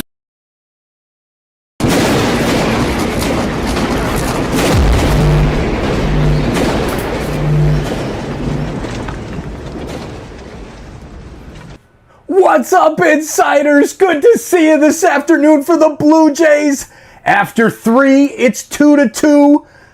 A great performance so far. I'll take it, albeit that we're tied. The Jays are still looking good, and we're rolling, and we're going after it with those brooms. Let's keep it going in the chat. Great to see you, Stefan, Lisa, battling it out for number 1 and number 2 in the leaderboard. I still don't fully understand how that works. But great to see Andy as well over in England. Lake the Beast, good to see you. Good afternoon. Todd Peterson as well. Thank you all for hanging out with us today. Keeping it classy on our mission to raise money for SickKids Hospital every single day and show the world what we're capable of as Toronto sports fans. Now let's get back into the chat. Let's go Blue Jays. We'll see you in there. And come on, let's get that win and get the sweep. We are on fire right now. Let's keep it going. And the Sportsnet Radio Network. 4-2 Blue Jays. Welcome back to Blue Jays baseball. Bottom of the fourth starts with an Eric Lauer strike to Nolan Arenado. Welcome to the Timber Mart broadcast booth. I'm Ben Schulman alongside former NL Central pitcher Chris LaRue pitching for the Pirates. 0-1. Swing and a miss by now a fourth-year NL Central man and Nolan Arenado, his fourth season playing third for the St. Louis Cardinals. When I was in the NL Central, it was a bad time division. Oh no, it was a non-competitive or Houston was bad, right? And Houston was in the NL Central. They were the worst team in baseball. 0-2. Line foul. I was thinking though, Cardinals were good. Really good. Brewers must have been. Cubs were not good. Brewers were okay. Brewers had. Did they still have Fielder then? They would have still. Yeah. Brewers were good. Braun, Ricky Weeks. So there was 2 good teams and 3 really bad teams. Or wouldn't it? Was it a 6-team division then with Houston? Next pitch, lofted by Arenado out to shallow right field. Springer coming in to make the catch. St. Louis. Pittsburgh. Milwaukee. Cincinnati. That's who I was forgetting. There you go. Yeah, they were bad too. Yeah, not much of a middle class in that division. You had the Cardinals being about as good as anyone in baseball. Brewers were a good contending playoff team. The Pirates would get good in the mid-2010s, at least make the playoffs then. Pitch to Nolan Gorman up high, ball 1. The year that the Pirates were good, I got DFA'd in late April, and then I went to Japan. It's my bad. So I forgot about the NL Central. 1-0. Swing and a lost bat by Gorman into the netting above the third base dugout.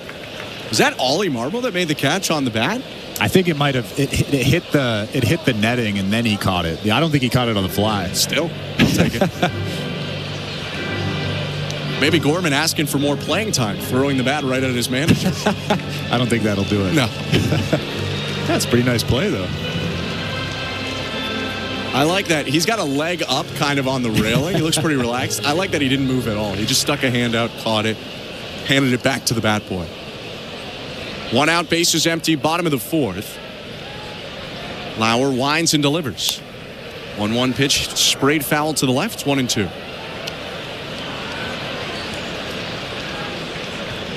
NL Central, though, as we were just talking about, pretty competitive this year. This is one of the better NL Central years in recent memory.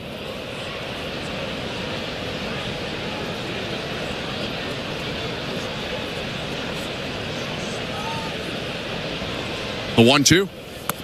Swing and a miss. Got him on the curve. Strike 3.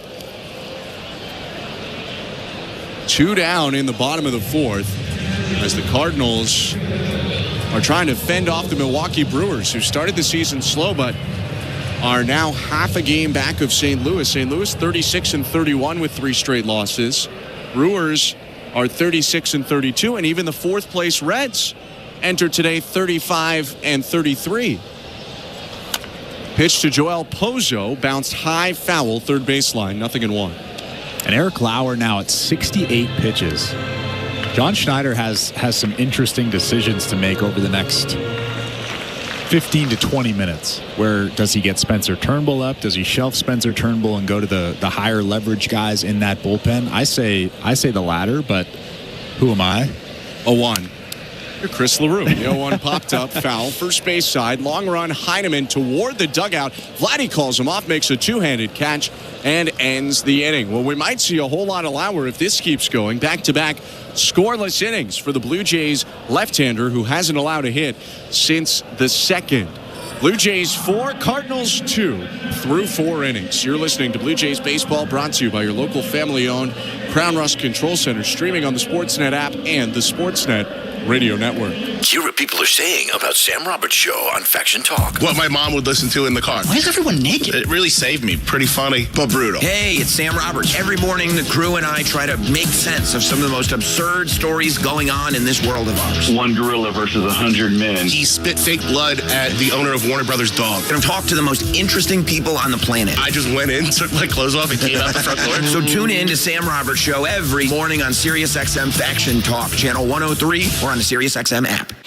Fantasy Sports Radio is helping you win your fantasy leagues right now on Channel 87. Say goodbye, home run Aaron Judge. From in-season fantasy baseball management to helping you prepare for your fantasy football drafts, Fantasy Sports Radio is here to help you dominate. Don't ever take a player that you don't intend to keep all year. Don't do it. It's terrible management. Fantasy Sports Radio, your home for fantasy sports. Channel 87 and on the SiriusXM app. The NBA Finals are here. Oklahoma City has punched its ticket to its second ever league championship series. And so is the Stanley Cup Final. And the Florida Panthers are going to the Stanley Cup Final for the third year in a row. Sports Grid Radio is the only place talking about the lines for each game and the odds to win it all. I like over 5.5 games in both finals. Parlay together is plus 141. Get the winning edge over the sports books on Sports Grid Radio, channel 159 in the car, and on the SiriusXM app. MLS, NWSL, the USL, and more covering the beautiful game here at home. American soccer lives on Sirius XM FC 157.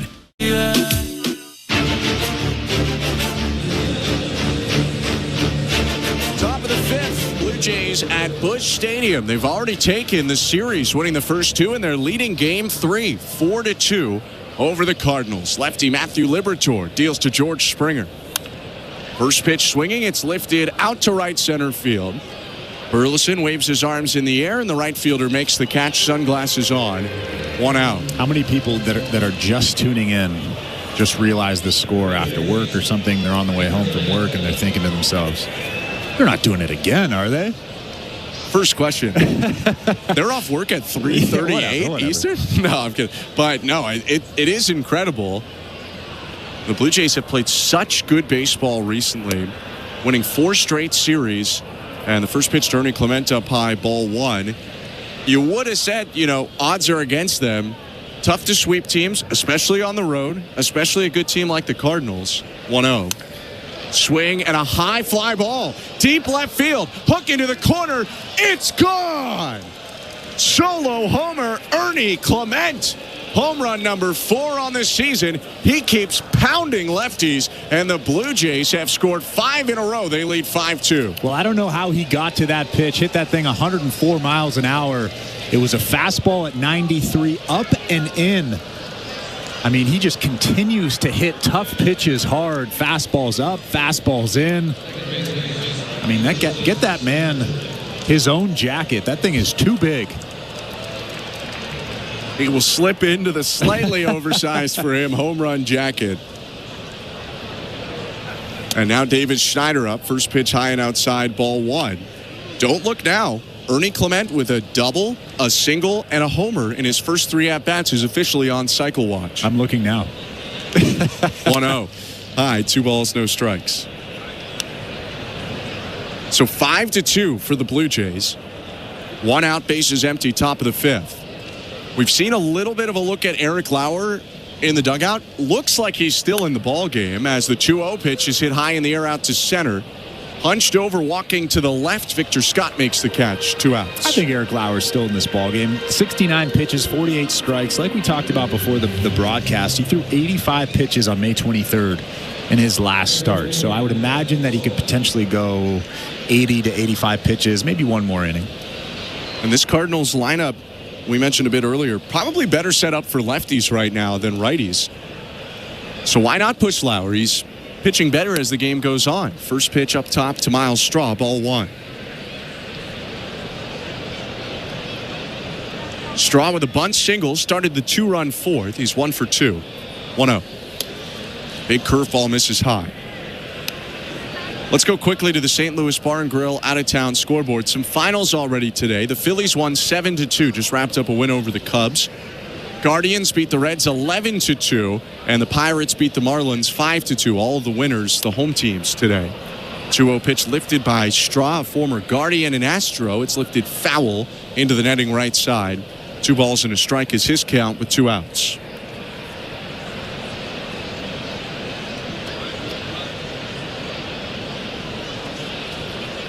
Other game in progress right now on the St. Louis Bar and Grill out-of-town scoreboard. The Braves are beating the Brewers in Milwaukee 5-1. 2-1 pitch. Swing and a pop-up foul right side. And again, that one is hit too far to the right to be playable for Burleson, the right fielder, or Contreras at first. 2-2.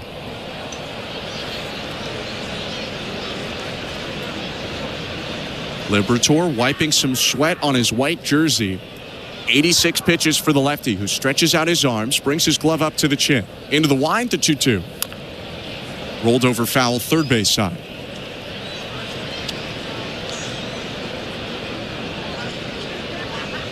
Later today, Zach Eflin faces Casey Mize in a matchup of the Tigers and Orioles at Camden Yards. Walker Buehler takes on Zach Littell. Rays and Red Sox at 7 o'clock at Fenway. 2-2 pitch outside by Liberatore, ball 3. And you have Clark Schmidt taking on Chris Bubich. That one at 7:40 Eastern, just across the state in Kansas City. 3-2 pitch. Hit on the ground, foul again, third base side. And Straw's really making Liberatore work as the lefty tries to get back to the dugout. Yeah, he's made some tough pitches. Miles Straw has fouled off some of those tough pitches. That one there, a slider almost in the dirt. Straw goes down and gets it and stays alive with 2 strikes in this at bat. 3-2. Swing and a fly ball, left center field. Straw dumps away the bat in frustration as Lars Nootbaar camps under it, makes the catch in the palm to end the inning. Blue Jays score for a third straight frame. 1 run on 1 hit. The solo shot by Ernie Clement makes it 5-2 for the Blue Jays, middle of the 5th. You're listening to Blue Jays Baseball, brought to you by your local family-owned Crown Rust Control Center, streaming at sportsnet.ca and the Sportsnet Radio Network. It's 24 hours of Le Mans, And you can hear every thrilling moment on Sirius XM. Side by side for the lead of the race, and Ferrari goes through. For over 100 years, it's been one of motorsport's most prestigious and grueling tests of speed and endurance. We're bringing all 24 hours to you live as drivers and teams from around the world battle it out for one of the biggest prizes in racing. 24 hours of Le Mans, starting Saturday morning at 10 Eastern on Sirius 137 XM 202. I'm John Paul Morosi, host of the SiriusXM original podcast, The Road to Cooperstown. Hear our conversations with Hall of Famers about the challenges they overcame on the journey to baseball immortality. It is a hard game, and mentally it's hard. I used to go to bed crying. They pretty much knew I was going to have lung surgery after the season. I wasn't for sure.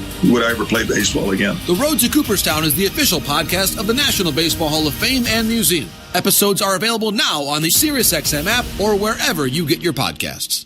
This is John Paul Morosi. This week on the SiriusXM original podcast, The Road to Cooperstown, I sit down with Hall of Famer Chipper Jones. That change in attitude from the right side put me into a different class. Now, everybody on the other side going, we can't pitch to them either way now.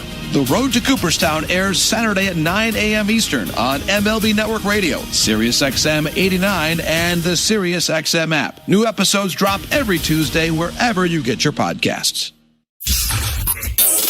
In season or out of season, the number one place for college sports is SiriusXM College Sports Radio, Channel 84.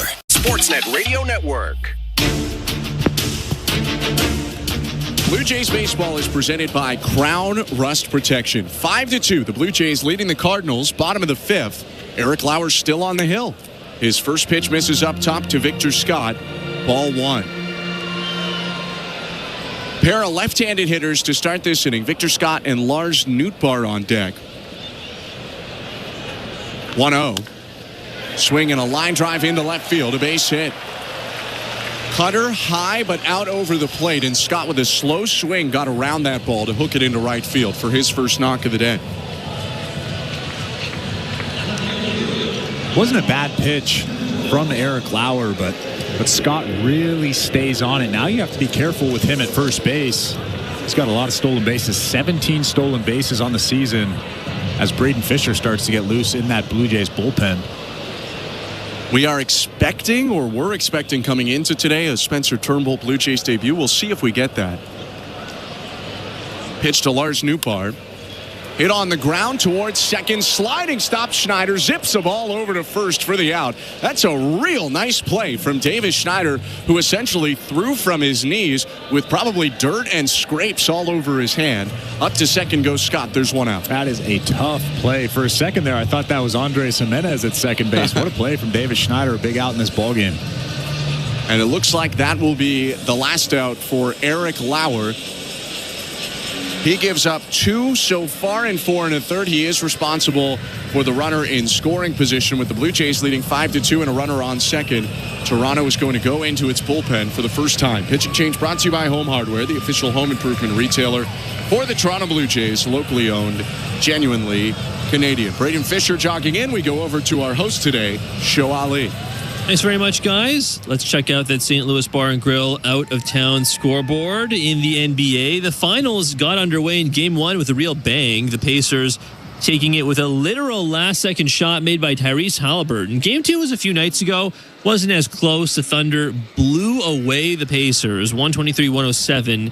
That was the final score in Game 2 to even the series at 1 game apiece. League MVP Shai Gilgeous-Alexander scoring 34 points in the win. Alex Caruso, 20 points for him off the bench. Jalen Williams had 19 in the win as well. Halliburton had 17 points for Indiana, but they never really threatened in this game. Either way, after a few days off, Game 3 will go in Indianapolis later this evening in what will be the first finals game in that city in 25 years. Elsewhere in the NBA, the Knicks are still searching for a head coach after firing Tom Thibodeau after their playoff exit at the hand of these Pacers in the Eastern Conference Finals. ESPN's Shams Charania reporting that New York requested permission this morning to speak to Mavericks head coach Jason Kidd and were denied, which means the Knicks have now been told no on Kidd, Minnesota's Chris Finch, and Houston's Ime Udoka as well. So the search continues. Charania also reporting the Phoenix Suns, alongside Kevin Durant's business partner Rich Klayman, are sorting through trade options.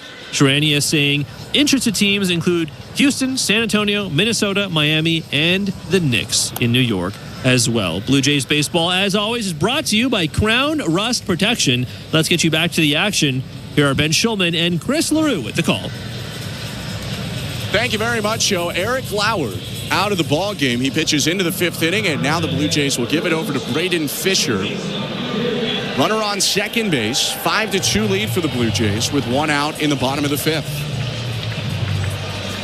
Braden Fisher, the rookie, is making his 12th major league appearance, a 3.29 ERA and 13 2/3 innings pitched. Right on right with Mason Wynn. The reliever looks back to second and deals home. Slider outside, ball 1. 4-seamer, slider, curveball for Braden Fisher. He'll run up the 4-seamer into the mid to high 90s, but he's more of a breaking ball guy. 1-0. Slider at the knees, strike 1. I like this move by John Schneider. I like that you're not forcing Spencer Turnbull into a higher leverage situation, a very important game for this Blue Jays team, and you bring a guy into the ballgame that's really been good over the last couple of weeks or so. 1-1. Curveball drops in, strike 2. Even if they are going to Turnbull, he's been mostly a starter in his career or a longer guy. You probably want a clean inning.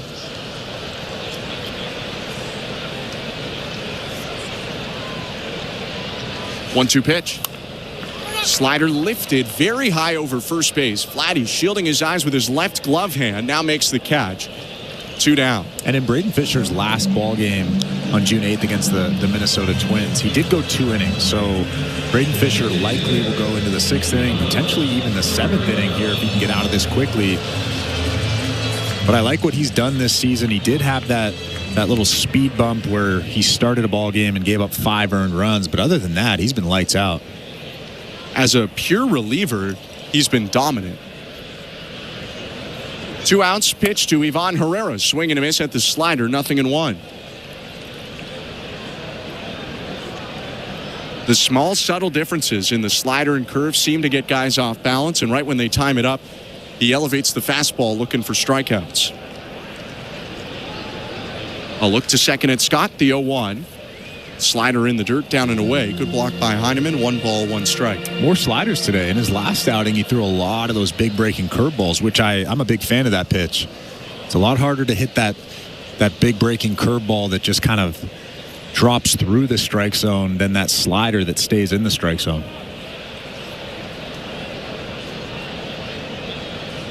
1-1. Fastball at 96 misses low. Maybe just mixing it up, keeping people on their toes a little? Maybe. Or maybe he just feels more comfortable today with the slider. Maybe the scouting report is different. Who knows? Good stuff, though. 2 outs, the 2-1. Slider hit foul, rolled over, back behind the plate, third base side, 2-2. Blue Jays leading 5-2. Eric Lauer had a bit of a rocky first 2 innings, but did a great job settling down. He's still responsible for Scott on second base. 2-2 pitch. Curveball, caught him looking, strike 3. Very nice from Braden Fisher. Gets Mason Wynn to pop up to first and then freezes Ivan Herrera to strand Scott on second and end the inning. Blue Jays 5, Cardinals 2 as we go to the 6th. You're listening to Blue Jays Baseball, brought to you by your local family-owned Crown Rust Control Center. Streaming on the Sportsnet app and the Sportsnet Radio Network. Every Friday home game is a City Connect Friday. And on this Friday, we shine. On June 20th, it's Pride Night presented by TD. The first 15,000 fans in attendance will receive a cross-body bag. City Connect Fridays. Night mode. Lights up. Let's go. Timber Mart is Canada's building center. A solid neighbor to call upon when you've got a job to do. Your dependable home improvement store that offers the added value of Air Miles reward miles with every purchase of $15 or more. For our participating location, visit timbermart.ca. Thursday on Sportsnet, Hockey Central sets up Game 4 from Sunrise City. Scores! He's got another! Brad Marchand keeps his foot firm on the gas pedal. Night of frustration for the visitors. Tensions rise in Sunshine, Florida. And now the fur really starts to fly. The Panthers ran away with Game 3 at home. How will the Oilers answer back? This Oiler team, they've got that bounce-back ability. The Stanley Cup Final. Watch on Sportsnet or stream on Sportsnet Plus. Hey Canada! Crown, Canada's #1 rust protection, and the Make-A-Wish Foundation of Canada are teaming up for our annual Wash for a Wish charity car wash. Join us on Saturday, June 14th, and help make a difference in the lives of Canadian children. Wash your ride for just $10, and 100% of all proceeds will go to the Make-A-Wish Foundation of Canada. Crown's Wash for a Wish car wash, June 14th at your local Crown Centre. Visit crown.com to find your nearest Wash for a Wish charity wash event. This is Toronto Blue Jays baseball. Vladdy rocks the ball to left field. The Blue Jays have gone back-to-back-to-back. On Sportsnet 590 The Fan and the Sportsnet Radio Network. Welcome to the Timber Mart broadcast booth. I'm Ben Schulman alongside Chris LaRue. Show Ali, our host and producer today. Derek Brandeo is our technical director. First pitching change for the Cardinals. Righty Riley O'Brien takes over to start the top of the 6th. 5-2 Blue Jays. Pitch to Jonathan Clase. Called a strike. So the Blue Jays, in theory, had kind of a bullpen day today. Cardinals had a traditional starter, and yet their starters almost lasted equally as long. Next pitch grounded foul, 0-2. This bullpen day is quickly turning into the ace of the rotation as Spencer Turnbull starts to get loose down there in that bullpen. So that tells you that he's probably coming into the ball game. But the bullpen day is really starting to pitch well, or has been pitching well. 0-2 in the dirt. Clase, who's turned around to bat left now as a switch hitter, takes it for ball 1. Pitching change to O'Brien, brought to you by Home Hardware, the official home improvement retailer for the Toronto Blue Jays, locally owned, genuinely Canadian. 1-2. Swing and a miss. Strike 3. That ball popped out of the glove, but a tag applied by Pozo. There's one down. Matthew Liberatore went 5 innings. Eric Lauer went 4 1/3.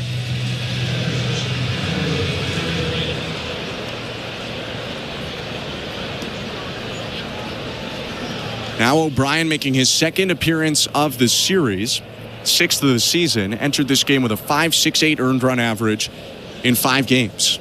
Pitch to Tyler Heineman. Called a strike. He's another switch hitter who will left. Now he asks for time. Wouldn't be shocked to see the Blue Jays empty their bench a little bit now. They have 4 left-handed hitters waiting on the bench. But they started this inning with 2 switch hitters, and then the top of the order is coming up. So that's probably something they do in the 7th or 8th inning, depending on how well they hit here in the 6th. 1 out, the 0-1. Grounded foul, 0-2. Big stuff for Riley O'Brien. It's just whether he can command it or not. But he averages about 98 on the sinker. He ran a 99-mile-an-hour sinker right past the chin of Vladdy, though, in Game 1. 0-2.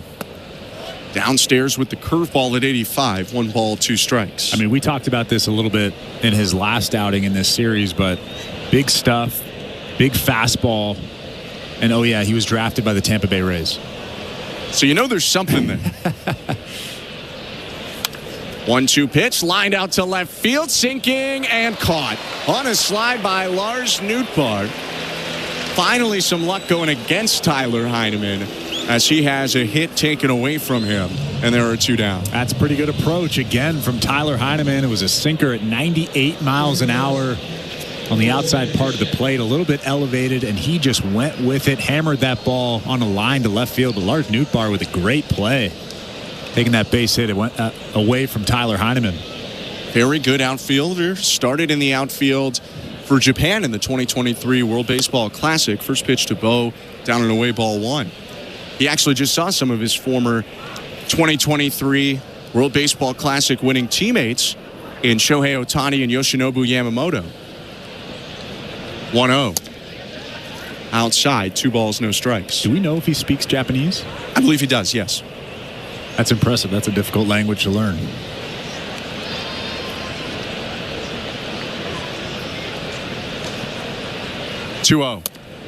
Outside, ball 3. If I remember correctly from the World Baseball Classic, he might not be necessarily fluent in Japanese. I think there was a translator, but he could hang around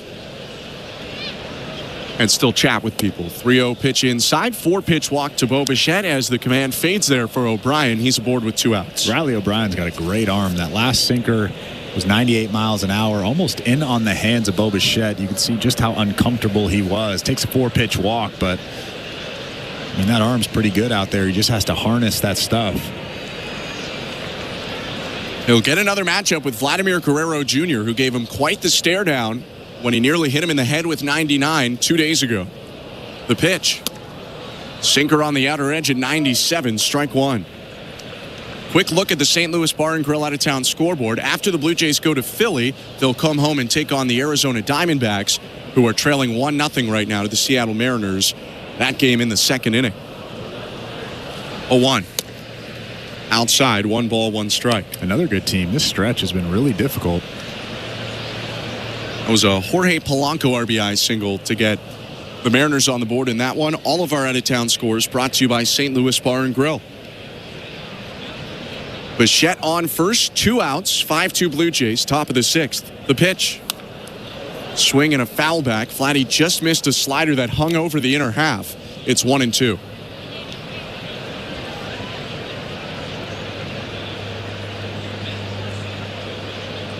Two for 3 days so far for Vladimir Guerrero Jr.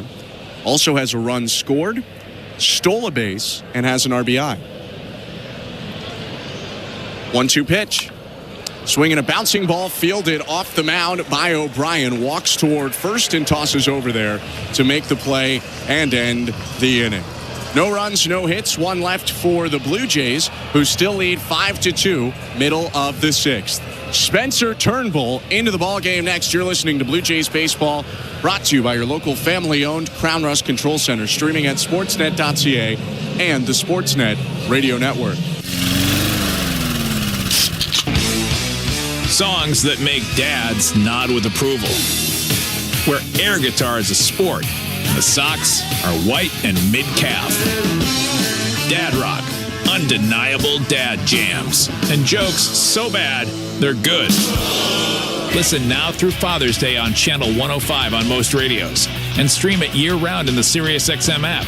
Just search Dad Rock.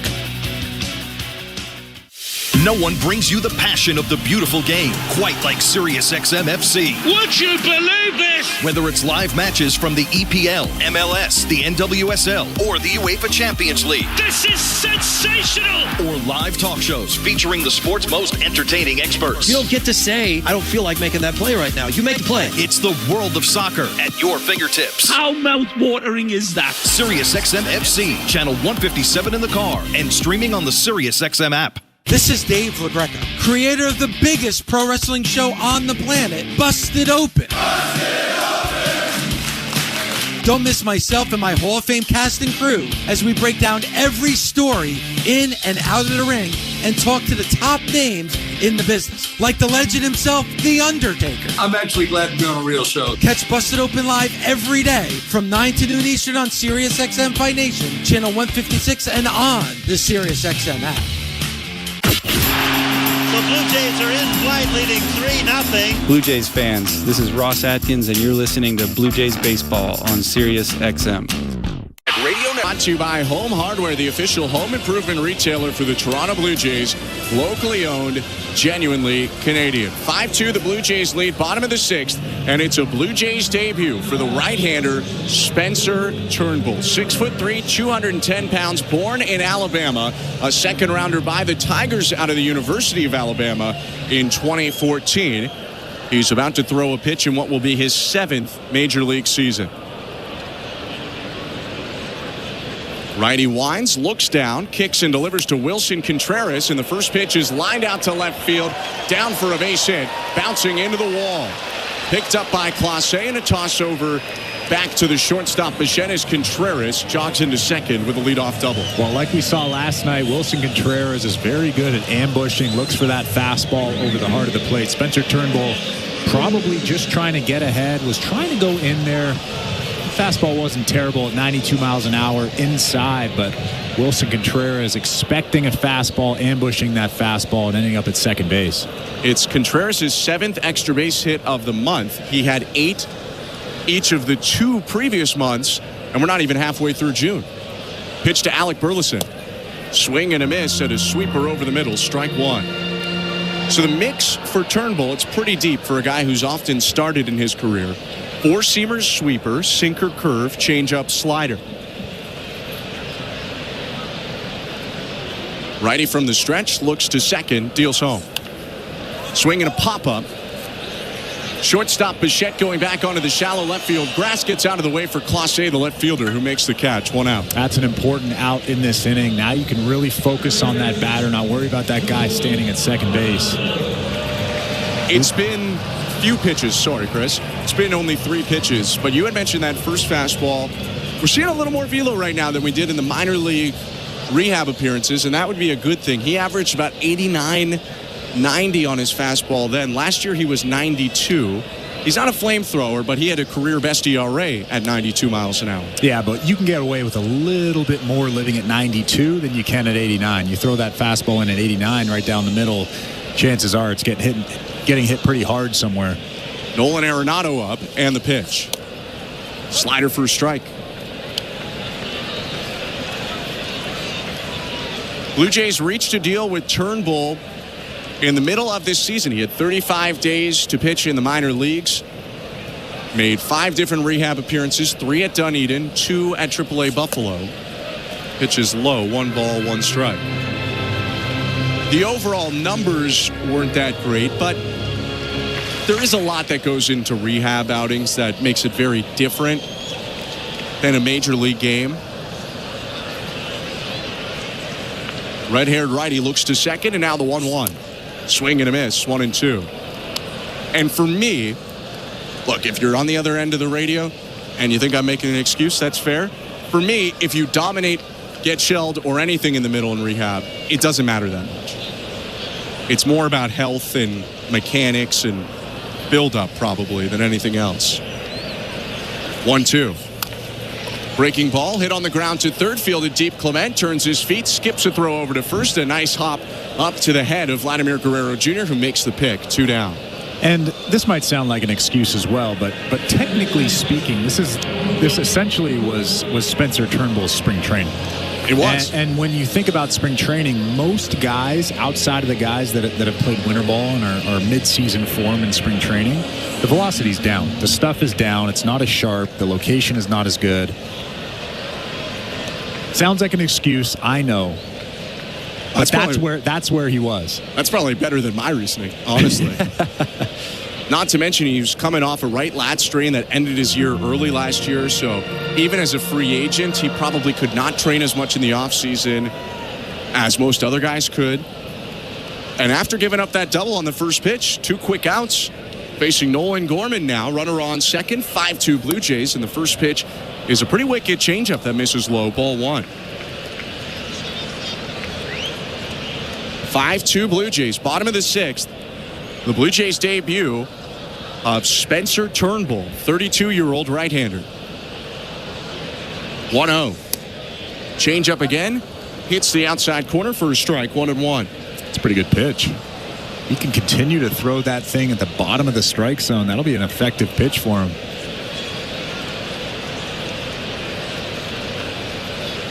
Turnbull set, looks back to Contreras. And the 1-1. Popped up, foul, and that one out of play. So he gets ahead of the left-handed hitting Nolan Gorman. 1 ball and 2 strikes.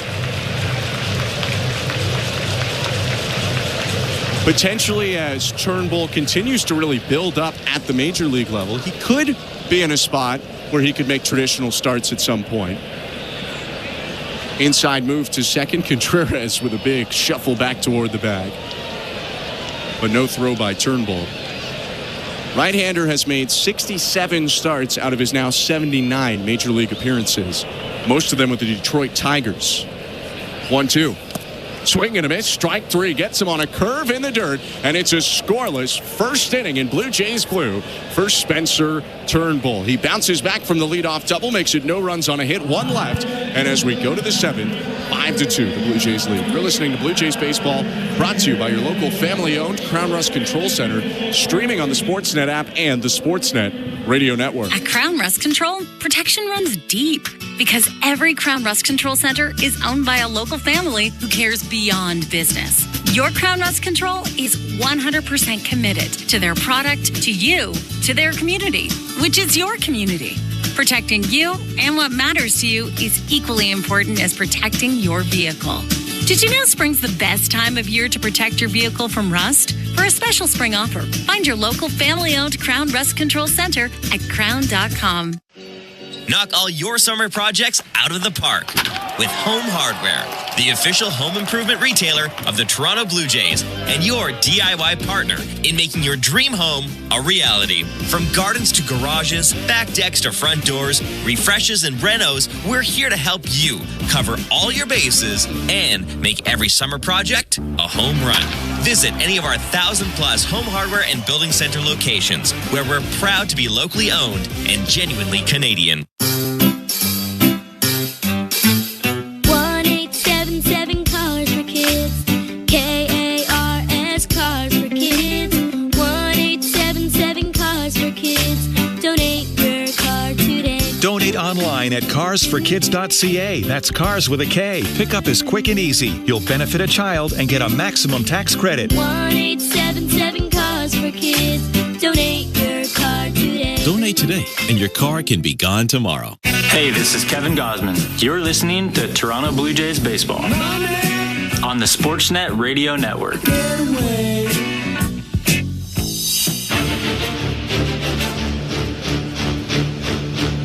Blue Jays leading 5-2 as we go to the 7th inning at Busch Stadium in St. Louis, Missouri. Alejandro Kirk faces a first pitch sinker from Riley O'Brien and takes it for strike 1. Welcome to the Timbermart broadcast booth. I'm Ben Schulman alongside Chris LaRue. Next pitch, up and in, 1 ball, 1 strike. Kirk today with a single and 3 at-bats. Single to left field in the third inning. 1-1. Soft liner bounces through the right side of the infield for a hit.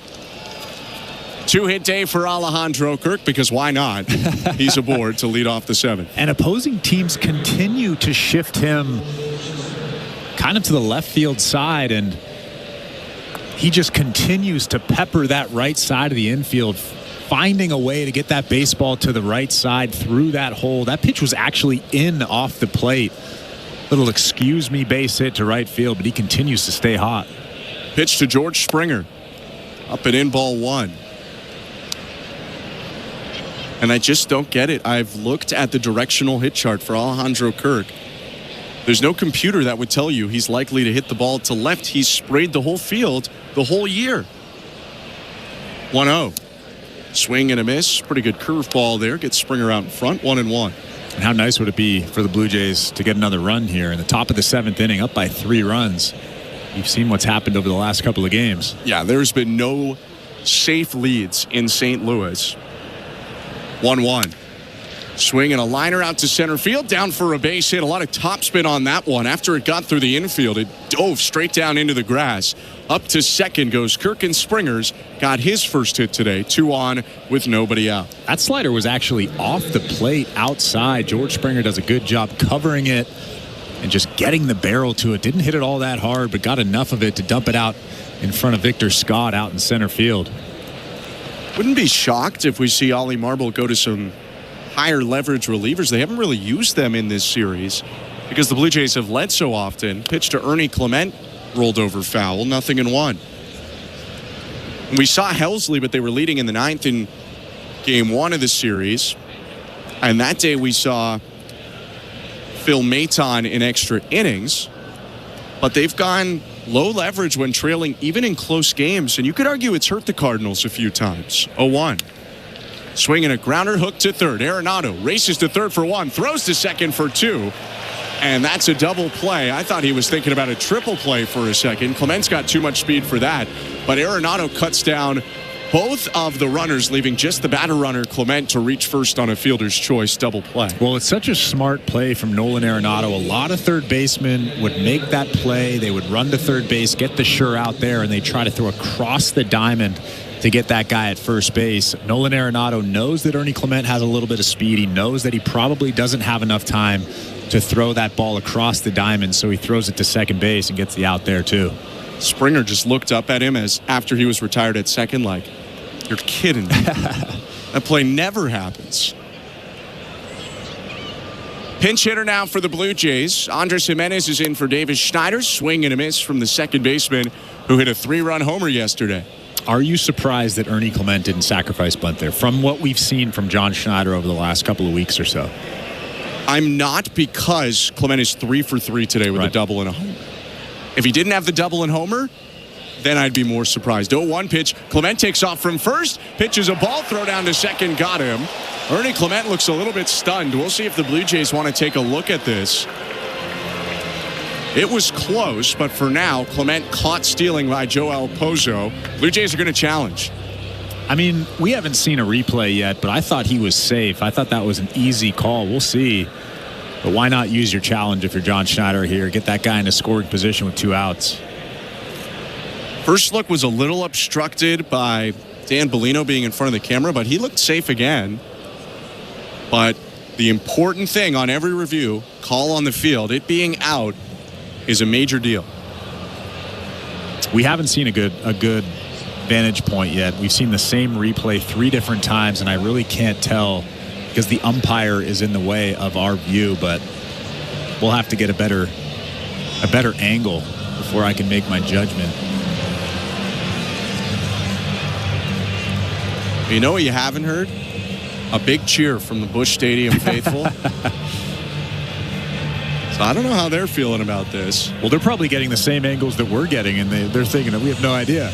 Get that umpire out of the way. Dan Bellino and Phil Cuzzy standing on the third baseline. If the call stands or is confirmed, the inning is over. If they overturn it, then the Blue Jays have a runner in scoring position, 2 outs. And still Andres Jimenez at the plate. The pitch was a ball, so it would be a 1-1 count. I think this call stands. It's pretty tough to overturn. And like you said, if the call is out on the field and there's really no evidence to change that, then it'll stay. The only thing I'll say is New York should have more looks than we do. Because we don't have any. Yeah. I still think he was safe, but it's hard to know. It's been a long review, which usually leans towards a stands ruling.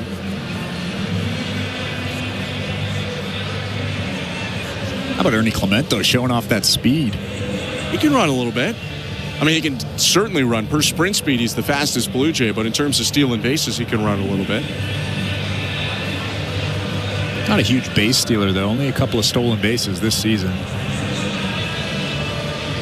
But that's an important part of this game here. If he can get to second base with 2 outs, potentially score on a ball that gets to the outfield. All right, we're getting to the point here where they should just make a decision. To be honest, if a review takes this long, in my opinion, it should just stand with the call on the field. Clearly, if it's going to take this long, they don't have a great idea. And now we're getting word. And the call stands. I mean, it took 5-10 minutes, so obviously it was going to stand. Don't know why we needed to wait that long. Ernie Clement thrown out at second. It'll be no runs on 2 hits, no errors, and none left for the Blue Jays in the top of the 7th. 7th inning stretch, Blue Jays 5, Cardinals 2. You're listening to Blue Jays Baseball, brought to you by your local family-owned Crown Rust Control Center, streaming at sportsnet.ca and the Sportsnet Radio Network. Buck Martinez here to tell you about the huge Double XL 3-topping pizza from Pizza Pizza, just $19.99. That's a whopping 18-inch 3-topping thing of beauty for only $19.99. So hurry into Pizza Pizza today and bring a big appetite for a hot and fresh Double XL pizza. I'm loving this big voice. I may just call the game this way. Order pizzapizza.ca. Not tomorrow, not someday. The home improvements begin today. It's game on with Timber Mart. Build that deck, raise that fence, landscape till your property is beautiful. Make no payments for 12 months with the Timber Mart Deferred Payment Program. Apply for a Timber Mart project card today and pay later, 12 months later. Financing provided by Fairstone Financial Inc. Conditions apply. Ask in-store for details or apply at timbermart.ca. Locally owned, proudly Canadian. Timber Mart is Canada's building center. Sometimes I feel a bit helpless with the state of the world, and it feels really hard to make an impact on people's lives. I donate because it makes me feel better to know that I can actually do something today to help people. Donating blood helps me feel like I'm making a difference in the world. Canadian Blood Services. Experience what you get when you give. Book an appointment at blood.ca. Bright sunshine day. This is Toronto Blue Jays baseball. Blue Jays up 3-2 on a wacky play to give Toronto the lead. On Sportsnet 590 The Fan and the Sportsnet Radio Network.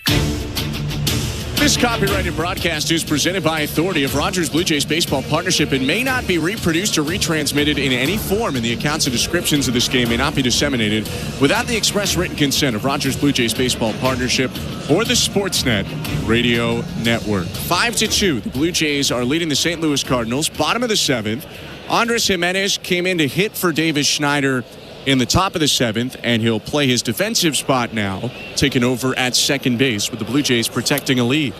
First pitch from Spencer Turnbull, misses outside with a fastball to Joel Pozo, 1-0. Alongside Chris LaRue, I'm Ben Schulman. Runs in each of the first 2 innings for the Cardinals, no runs since. Turnbull winds and offers. Outside, check swing, appeal to first. And he did not go. 2 balls, no strikes. Most recent run for the Cards was off the bat of the hitter now, Joel Pozo. Hit a solo shot in the second inning, and that at the time made it 2-0. 2-0 pitch on the edge, 91 on the four-seamer for strike 1.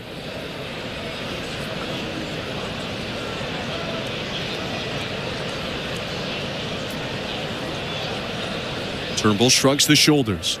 Fiddles around with the ball in his glove. And the 2-1. Breaking ball outside, 3 balls, 1 strike. Tyler Heineman did a good job framing that pitch. It was off the plate outside with the sweeper, but Tyler Heineman, along with Alejandro Kirk, just so good at trying to steal those strikes.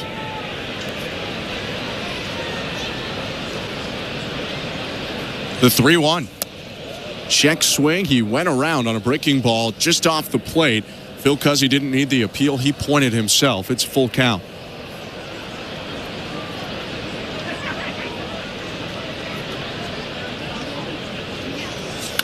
Three-2 pitch, grounded to short. Picked up just to the left by Bo Bichette, who tosses over to first. Nice stretch toward right field by Vladimir Guerrero Jr. And there's 1 down. That's a good job by Spencer Turnbull getting back in that count. He fell behind 2-0 and then 3-1 and was able to make some tough pitches, getting the very important first out of the inning. In a second, we'll take a look at the standings, brought to you by Bet365. Download the Bet365 app for today's baseball odds and find out why it's never ordinary at Bet365. 19 plus, play responsibly, Ontario only. First pitch breaker, catches the top of the zone. A sweeper for strike 1 to Victor Scott. This is a good matchup probably for Turnbull, who's got a lot of pitches. Scott really struggles against non-fastballs. 0-1. Changeup hit foul, 0-2. That thing is pretty gross. It is. 86 miles an hour. So it's not a huge difference in terms of velocity. That fastball is 90, 91, but it has a ton of movement on it. It has a lot of tumbling action. That one right there was pretty good. It's almost like a splitter where the movement is more important than the timing. 0-2. Popped him up. Foul. Third base side, racing over to the sidewall, Ernie Clement, but that one a couple rows into the seats. We'll peek now at the standings, which have not changed in the American League East. No finals yet today. The Yankees 40-25 leading the division. Blue Jays 37-34 back. Rays 36-31 5 back. Got the Red Sox 33-36 9 back, and the Orioles 14 back at 26-39. 0-2 pitch. Curveball low. Mentioning the struggles against spin for Scott. He slugs only .234 and OPS is in the mid-400s against non-fastballs. Both of those marks are 3rd worst among qualified hitters in all of Major League Baseball. So you're saying throw that curveball again in the dirt. See if he swings through it. And if you're going to give him a fastball, I wouldn't put it in the zone.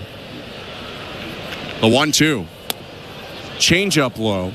Same effect there, but a good take by Scott. 2 balls, 2 strikes. Yeah, I think the problem with that changeup there is it started out of the zone just a little bit, so Victor Scott recognized that and was able to lay off.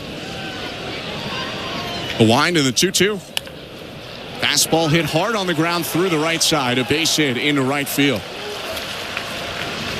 You need the Ben Schulman scouting report. My goodness. Well, you got to throw him a fastball at some point. Well, you don't have to. That's true. No one's making you. Wasn't terribly located. Scott brought the hands into the chest as that pitch was up and in, still in the zone.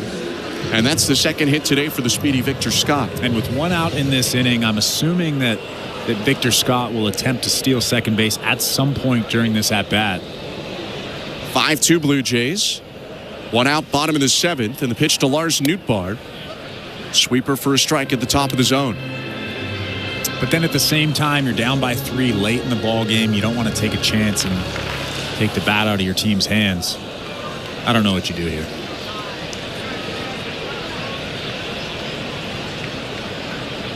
A 1, runner takes off, pitch is fouled off by Nootbaar. Swung at a ball and an off-speed pitch. Probably a bag Scott had swiped, but now he's got to get up and walk back frustratingly to first. Count is 0-2. Well, Victor Scott answered my question. Yeah. He is he's trying to take second base regardless of the score here in the 7th inning.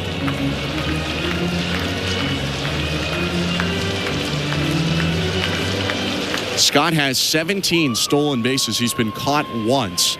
By sprint speed, he's 2nd fastest in the big leagues to Bobby Witt Jr. 0-2, cut on and miss, strike 3. Got him on the changeup, 2 down. And I don't want to get ahead of myself, but how good does Spencer Turnbull look? That changeup, even that fastball, the sweeper, he's about as advertised. The concern with some of the rehab, at least for me, was not the numbers, but maybe the stuff being diminished.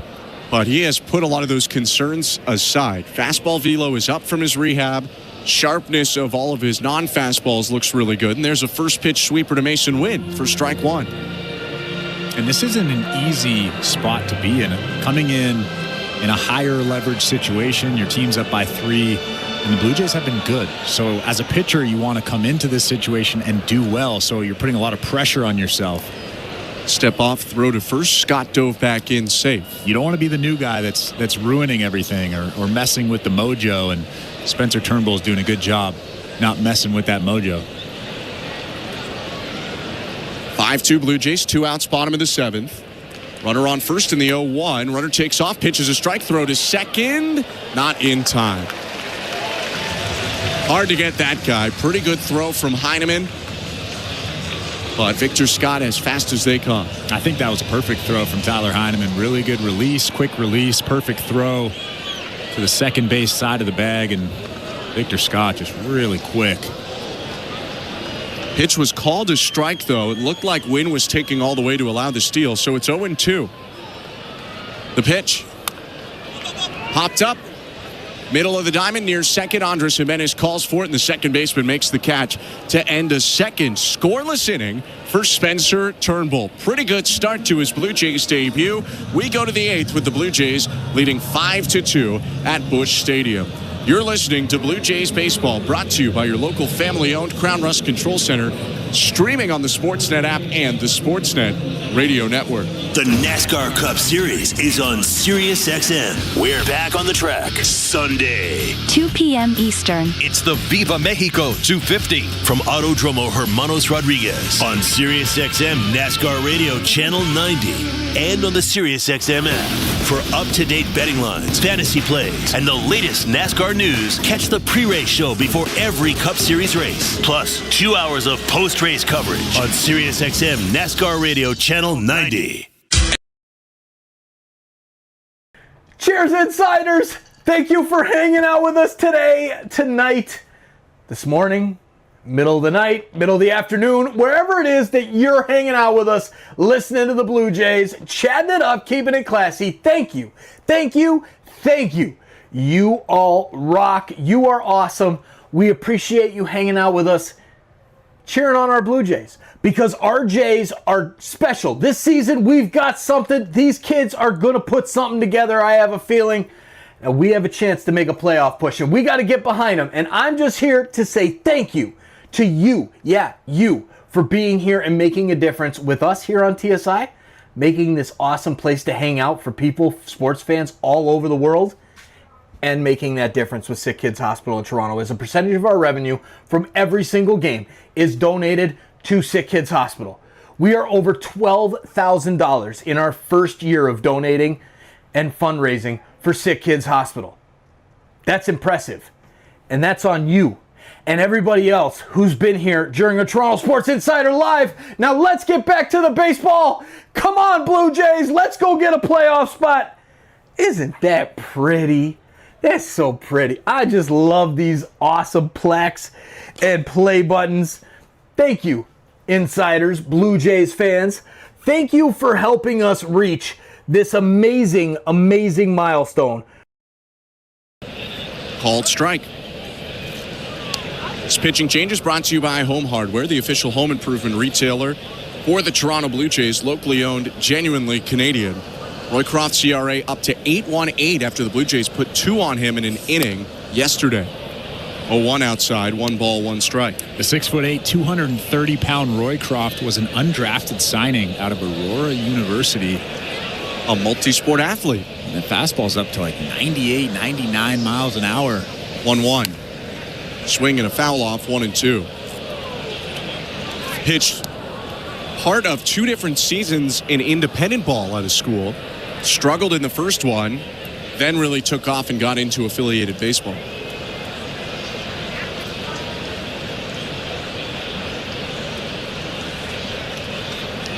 One-two pitch. Low, 2 balls, 2 strikes.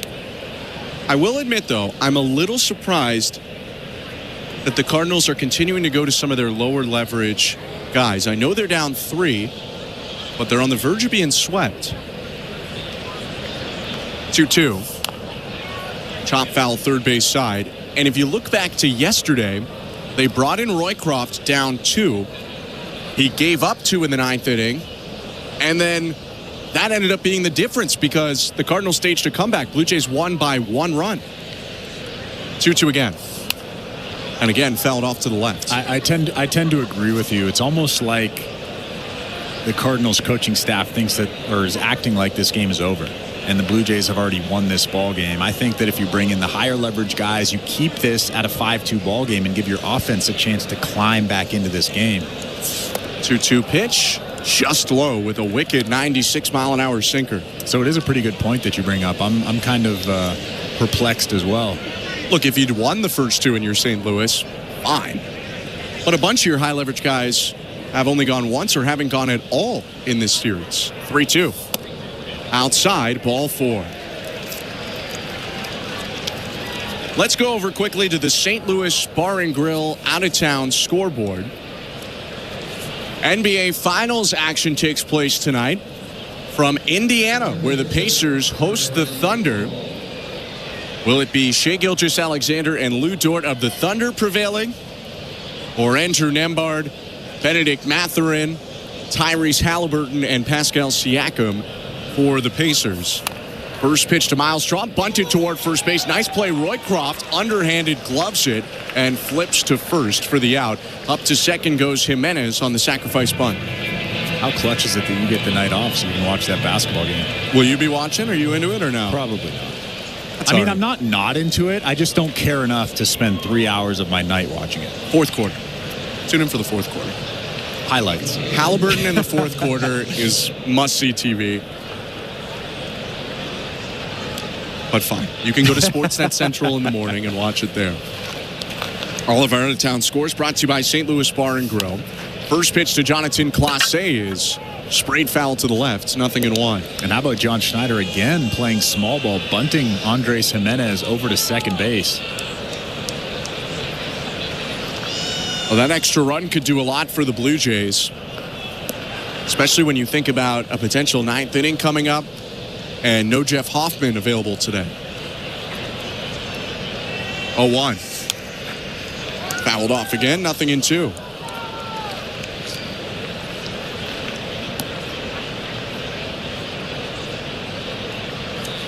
Andres Jimenez on second base after a leadoff walk. 1 out, Jonathan Clase hitting. He's 0 for 2 today, a walk and 2 strikeouts plus a run scored. 0-2 pitch is low. 1 ball and 2 strikes. I'm sure a lot of people are wondering if Spencer Turnbull is going to come back out for the 8th inning. I would lean no, just because Brendan Little's getting hot down there in that bullpen right now.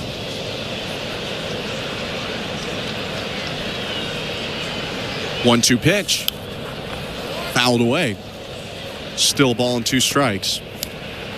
Don't want to get ahead of ourselves here in the Timber Mart broadcast booth, but if Little is loosening up potentially for the 8th, that probably points to save situations being directed to Yariel Rodriguez today. Schneider had mentioned both of their names before the game, and he said it depends somewhat on where they come in the lineup.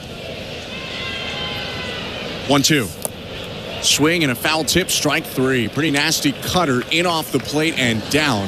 Gets Clase, 2 outs. And I'll also tell you this. Spencer Turnbull is standing next to John Schneider on the top step of that dugout. If he was still in the ballgame, he would not be standing there. He'd be sitting by himself somewhere in the dugout right now. If that was his day, a very solid debut. 2 scoreless innings for Turnbull. 2 outs, runner on second. Pitch to Tyler Heineman. Low ball 1. Due to a scoring change in the middle of this game, it's been a rare hitless day for Heineman. 0 for 2, sack bunt, and he scored a run after reaching on an error in the 3rd. 1-0. High and outside, 2-0. Error was originally ruled a double. Probably wasn't a double. Maybe you could argue a single and an error. 2-0. Swinging a liner foul, 2-1. I think that's a base hit. And I generally, and I'm not saying that just because I want this streak of Tyler Heinemans to continue. I'm generally on the side of pitching or pitchers. Right. But I think that's a base hit. For me, I think it's a single and an error to get him to second. It was a slow roller over the hill. I'm not sure Gorman gets him if he fields it. 2-1 pitch. Hit on the ground toward Gorman. Picks it up. Throws over to first. That'll do it for the inning. Roycroft settles in after the leadoff walk. A scoreless frame for the righty in relief. No runs, no hits for the Blue Jays. 1 left. 5-2 for the Blue Jays. Middle of the 8th. You're listening to Blue Jays Baseball. Brought to you by your local family-owned Crown Rust Control Center. Streaming at sportsnet.ca and the Sportsnet Radio Network. Be at the ballpark on Wednesday, June 18th for a picture-perfect evening of Blue Jays baseball. Arrive early to receive your Kevin Gausman t-shirt giveaway. Presented by Ryobi. Free to the first 15,000 fans. Find your seats at BlueJays.com. Knock all your summer projects out of the park with Home Hardware, the official. What's up, Blue Jays fans? I had to jump in on this comment from Andy over in England with his favorite Jays ever being Carlos Delgado and Vernon Wells. My favorite Blue Jay ever, right up there on that list, is Carlos Delgado. When I was about this tall and 10 years old after just moving to Florida from Toronto, I was able to bat boy for the Dunedin Blue Jays in a game and was throwing the ball, playing catch with Carlos Delgado and Sean Green in the outfield of a minor league baseball stadium where they play spring training at in Florida. It was so cool. It was one of those moments that shaped me as a Blue Jays fan. Let us know your moments in your life that shaped you as a Blue Jays fan in the chat, as well as comment on the videos afterwards or any of our other content here on the channel. Now let's get back to the baseball. Thank you for being here, Blue Jays fans and baseball fans. Now let's get back to it. Oh yeah, come on, going for the sweep. Get the brooms out, Blue Jays fans. We are rocking right now. The catch, full stretch. On Sportsnet 590 The Fan and the Sportsnet Radio Network. 5-2, the Blue Jays leading the St. Louis Cardinals. Pitching change for Toronto brought to you by Home Hardware, the official home improvement retailer for the Toronto Blue Jays, locally owned, genuinely Canadian. Brendan Little into the ballgame after 2 scoreless innings in relief from Spencer Turnbull. Little takes over to face Ivan Herrera, Wilson Contreras, and Alec Burleson, the 4th Blue Jays pitcher in this bullpen day. 32nd appearance of the season for Little, a 2.10 earned run average. While he's been tough on lefties, he's actually been tougher on right-handed hitters, limiting them to a 138 average. So perhaps that's why he comes in to face 2 right-handed hitters in the middle of the order for the Cardinals, starting with Ivan Herrera, the number 3 hitter. The pitch. Outside with the sinker, ball 1. And over the last couple of outings for Brendan Little, he's really struggled throwing strike 1, strike 2. And right there, he falls behind 1-0 to Herrera. 1-0. Swing and a miss. Good sinker, bottom of the zone. Gets the whiff to make it 1-1. That's the pitch right there. If you're Tyler Heineman, you're immediately just forcing him to throw that pitch right down the middle of the plate. You're setting up in the middle. You're not setting up on the corners. 1-1. Swing and a miss and a sinker out of the zone. Seemed like Herrera was pretty upset with himself for offering at that, but don't worry, Yvonne. Many have before. It's 1-2. I mean, it's pretty rare that you see a big leaguer swing at a fastball out of the strike zone like that, and that tells you just how good that sinker is from Brendan Little. 1-2. Curveball, line foul to the right. Left it up a little bit. Herrera got a good chunk of it as he banged it off the tarp. It is amazing that Little has allowed runs in back-to-back outings, so his ERA has ballooned to 2.10. He has been so good this season. 1-2 pitch is a curve in the dirt. 2 balls, 2 strikes. And when he gets himself into trouble, it's just lack of command. And that's really that simple. If he can throw his stuff in the general vicinity of the strike zone, he's getting out of an inning clean. But over the last couple of outings, he's really struggled with that. 2-2. Swing and a miss. He got him. Sinker just below the zone, gets the swing and a miss from Herrera, 1 down. Another sinker well below the strike zone, and again, that tells you just how much that ball moves. Not many guys in the big leagues that can throw a fastball that far out of the strike zone and get somebody to offer at it, but Brendan Little does it twice there to a tough Ivan Herrera. Welcome to the Timber Mart broadcast booth. That's Chris LaRue. I'm Ben Schulman. Pitch to Wilson Contreras. Low ball 1. Also in the Timber Mart broadcast booth, Show Ali, our host and producer, and Derek Brandeo, our technical director. Contreras 2 for 2. Also hit by a pitch today. 1-0. Sinker at the knees. Strike 1.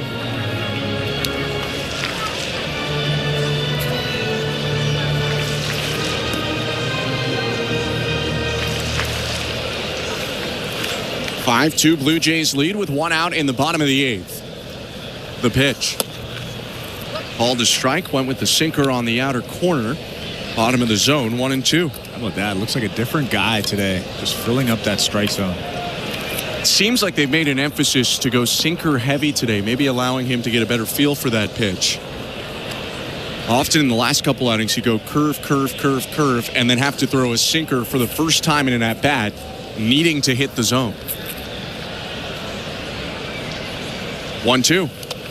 Curve in the dirt, skips off of Heineman, rolls to the right. 2 balls, 2 strikes. And another thing or important thing to think about is you've heard John Schneider say pitch to the scoreboard. Pitch to the scoreboard. Yeah, pitch to. I always say just pitch to the scoreboard as well. If you're up by 3, just pound the strike zone, especially in the bottom of the 8th inning. And I think Brendan Little is slowly starting to figure that out. 2-2. Bounce foul, third base side. The last couple of outings, he's just nibbling a little bit with the off-speed stuff. You say pitch to the scoreboard. He says pitch to the game. There you go. That's what he often says. Same. Another 2-2 from the lefty Little. Curve outside and low, ball 3.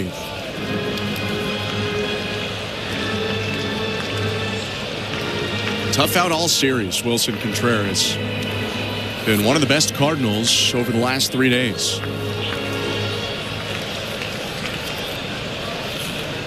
Little wants Heineman to come out and talk to him, so we can go over to the St. Louis Bar and Grill out-of-town scoreboard. Blue Jays taking on the Phillies after a day off tomorrow. Phillies won today 7-2. You had a homer and 4 RBIs today for Alec Boehm, plus a Schwarbaum.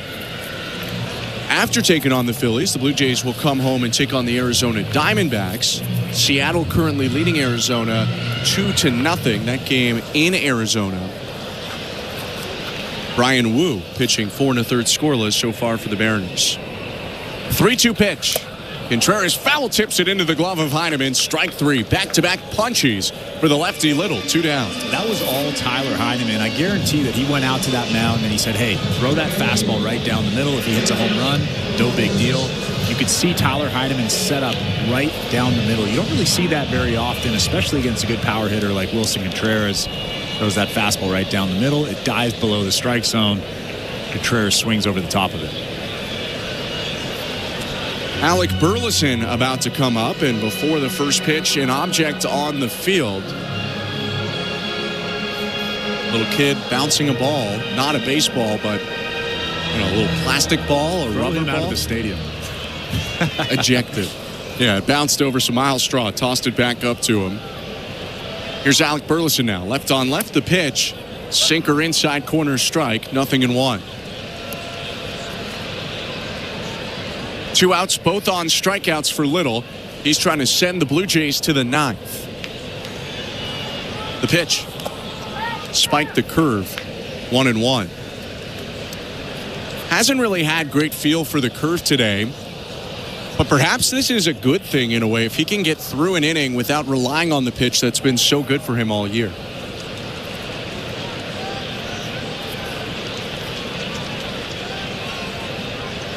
One. Called a strike through the sinker to the outside corner. Maybe a hair low, but he gets a break. It's 1-2. You can see the frustration on his body, on his face, whenever he spikes one of those curveballs. It's obviously something that he's been working on outside of game situations. 1-2. Curve bounced late, but did bounce just in front of Heineman. 2 balls, 2 strikes.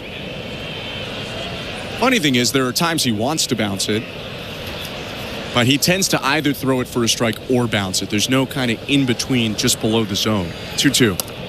Fastball inside off the plate, taken for ball 3. And every once in a while, we'll see him bounce one halfway between the grass and home plate. You really don't see that all that often from big league pitchers, but as good as Brendan Little is, he'll do that from time to time. Payoff pitch. Lifted foul out of play to the left. It can be easy to forget at times that Little's got under 80 major league innings in his career. Didn't make the team out of camp last year. His 3-2 again. Inside low, ball 4. Went with the fastball, missed inside. And that's 2-out walk to Burleson. Yeah, it's just interesting. Sometimes he just loses command of the strike zone. And that fastball there really nowhere near the strike zone. 3-2 count, generally speaking, even if you throw a ball, it'll at least be close to that strike zone. But every once in a while, Brendan Little just loses the command. Now you have Nolan Arenado coming up to the plate, a 3-run ball game. Tying run on deck right now. The Blue Jays getting up. Maybe their closer today, Yariel Rodriguez. First pitch to Nolan Arenado, called a strike, 0-1. Mentioned off the top of the inning, Little has been better against right-handed hitters than lefties. So maybe he welcomes the sight of a right-handed hitter, even if it is the future Hall of Famer, Nolan Arenado. 0-1. Curveball lifted foul right side, and quickly he's ahead of him. 0-2. So you're saying that was strategic, and he did that on purpose? Of course. He was like, let me grind out Burleson to more of a 7-pitch walk, so he's tired on the bases, and then bring in an 8-time All-Star. He has punched out both of the righties he's faced this inning. 0-2. Curve in the dirt. When I listen to you say it out loud, it sounds even sillier. Yeah, it is outrageous. Don't get me wrong. But just from a visual perspective, he seemed to have an easier time throwing strikes to righties right now than to lefties. He was a little more scattered with Burleson.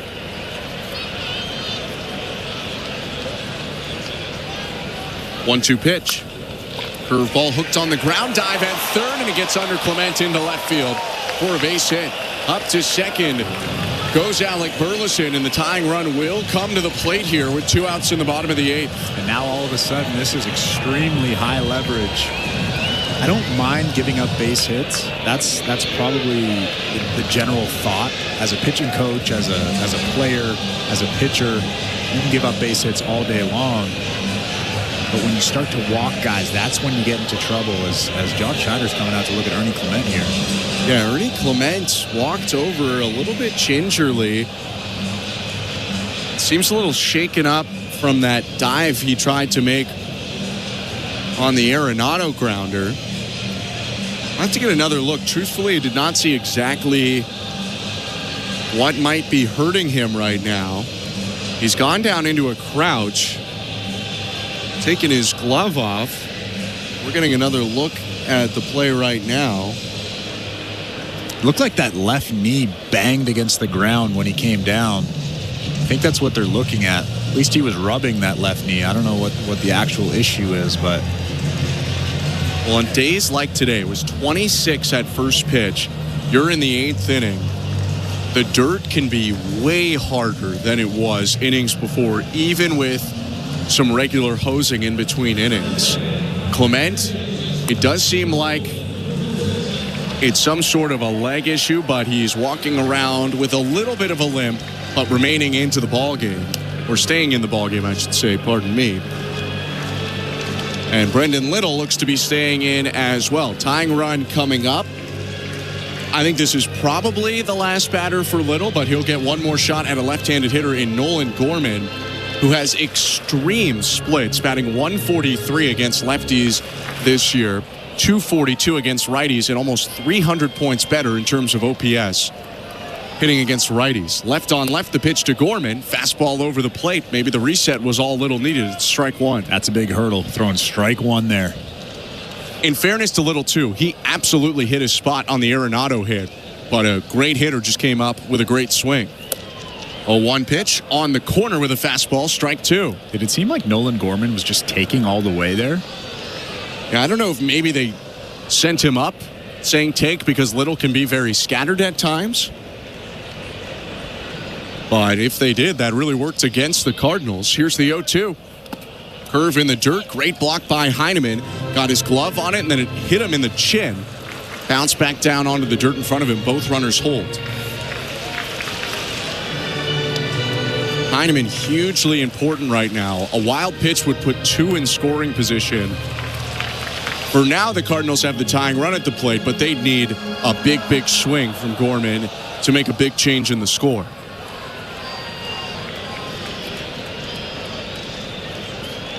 1-2 pitch. Fouled off of himself by the left-handed hitting Gorman. Still a ball and 2 strikes. That's a dangerous spot in that strike zone. They were trying to go down and away, probably out of the strike zone with that curveball, and they left a spinner over the middle of the plate. Nolan Gorman just missed that thing. Runners on first and second, 2 outs, 5-2 Blue Jays. The 1-2 in the dirt in front of the plate, blocked off the chest by Heineman, who walks up the third baseline to pick it up. 2 balls, 2 strikes. It's a big spot coming up. 2-2 count. You don't want to go to 3-2, and Nolan Gorman knows that. He knows that Brendan Little probably will want to throw something in the strike zone. You still want to throw a good pitch here, but something in the strike zone. You're going to be ready to swing the bat here. Little threw 37 pitches on Friday, 24 on Monday. Here's his 30th today. Hit on the ground, foul off to the right. I think Tyler Heineman knows that as well. You don't want to go 3-2 here. That's a dangerous count for Brendan Little to be in. It's a good thing the Blue Jays have the off day tomorrow. I still even wouldn't be shocked if they stayed away from Little on Friday because he keeps getting into these long pitch-heavy innings. A look to second. The 2-2. Swing and a miss. He got him. Sinker pounded the bottom of the zone. Gorman slams the helmet into the dirt, and Little strikes out 3 in a scoreless bottom of the 8th. We go to the 9th. Blue Jays up 5-2, looking for a sweep over the St. Louis Cardinals. You're listening to Blue Jays Baseball, brought to you by your local family-owned Crown Rust Control Center, streaming on the Sportsnet app and the Sportsnet Radio Network. The NBA Finals are on Sirius XM. Behind the board, knocks down an 8-foot jumper. SGA has come to play tonight, baby. It's MVP Shai Gilgeous-Alexander and the Thunder. This dude is the best player in the league right now. And Tyrese Halliburton and the Pacers. Halliburton unloads a 3. Oh, that did not happen. It's Game 3 tonight at 8:30 Eastern on NBA Radio Channel 86. Hear the Pacers and Thunder announcers on Sirius XM and the Sirius XM app. Fantasy Sports Radio is helping you win your fantasy leagues right now on Channel 87. Say goodbye, home run Aaron Judge. From in-season fantasy baseball management to helping you prepare for your fantasy football drafts, Fantasy Sports Radio is here to help you dominate. Don't ever take a player that you don't intend to keep all year. Don't do it. It's terrible management. Fantasy Sports Radio, your home for fantasy sports. Channel 87 and on the Sirius XM app. The NASCAR Cup Series is on Sirius XM. We're back on the track Sunday, 2 p.m. Eastern. It's the Viva Mexico 250 from Autodromo Hermanos Rodriguez on Sirius XM NASCAR Radio Channel 90 and on the Sirius XM app. For up-to-date betting lines, fantasy plays, and the latest NASCAR news, catch the pre-race show before every Cup Series race. Plus, 2 hours of post-race coverage on Sirius XM NASCAR Radio Channel 90. 24/7, 365 coverage of all things NASCAR. All things NASCAR happens exclusively on Sirius XM NASCAR Radio Channel 90. Sportsnet Radio Network. The 9th inning is brought to you by new pizza from Pizza Pizza. Get a huge 18-inch double XL 3-topping pizza for just $19.99. Bigger slices, bigger bites. Only at Pizza Pizza. Actually Canadian. 5-2 Blue Jays, top of the 9th. Chris Roycroft still on, the righty to Bo Bichette, and the pitch inside, ball 1. Cardinals had their setup man Phil Maton up and throwing when they had some traffic in the bottom of the 8th, but have decided to stick with the righty Roycroft. 1-0 to Bo. Outside.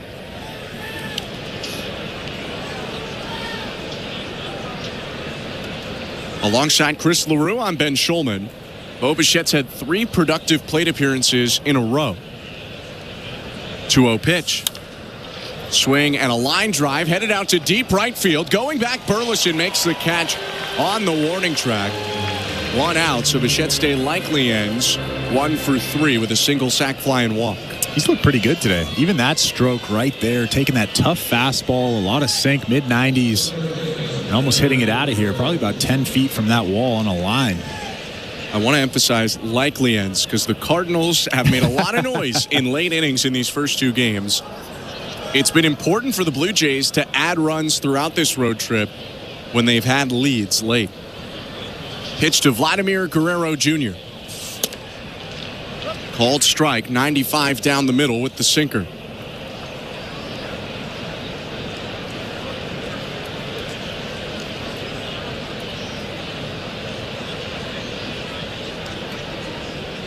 A 1 pitch. Swing and a line drive hit out to center, right at Scott. Catches it above his head. Tough luck there for Vlad, who goes to 2 for 5, and there are 2 outs. Man, he hit that right on the screws. Couldn't have hit it any harder. Eventually, that power is going to start to come when he gets underneath those baseballs. If he got underneath that fastball there, that's a homer. Instead, 2 down with the Blue Jays leading 5-2, bases empty, top of the 9th. Alejandro Kirk is up. Roycroft's pitch. Called a strike, 0-1. One last look at the St. Louis Bar and Grill out-of-town scoreboard. We'll do a news update. If you weren't with us yesterday, Aaron Nola was supposed to potentially pitch against the Blue Jays next series, but he has been shut down. 1-0 pitch inside. Check swing appeal to first, and he did go. It's 1-1. Or pardon me, 0-2. Nola, with a rib injury, had a setback, so he will no longer be the starter against the Blue Jays on one of those 3 days in Philadelphia. It looks like it'll be Ranger Suarez, Christopher Sanchez, and Zach Wheeler, which is not a fun 3 days if you're trying to hit. Yeah. Cy Young goes on the 4th then.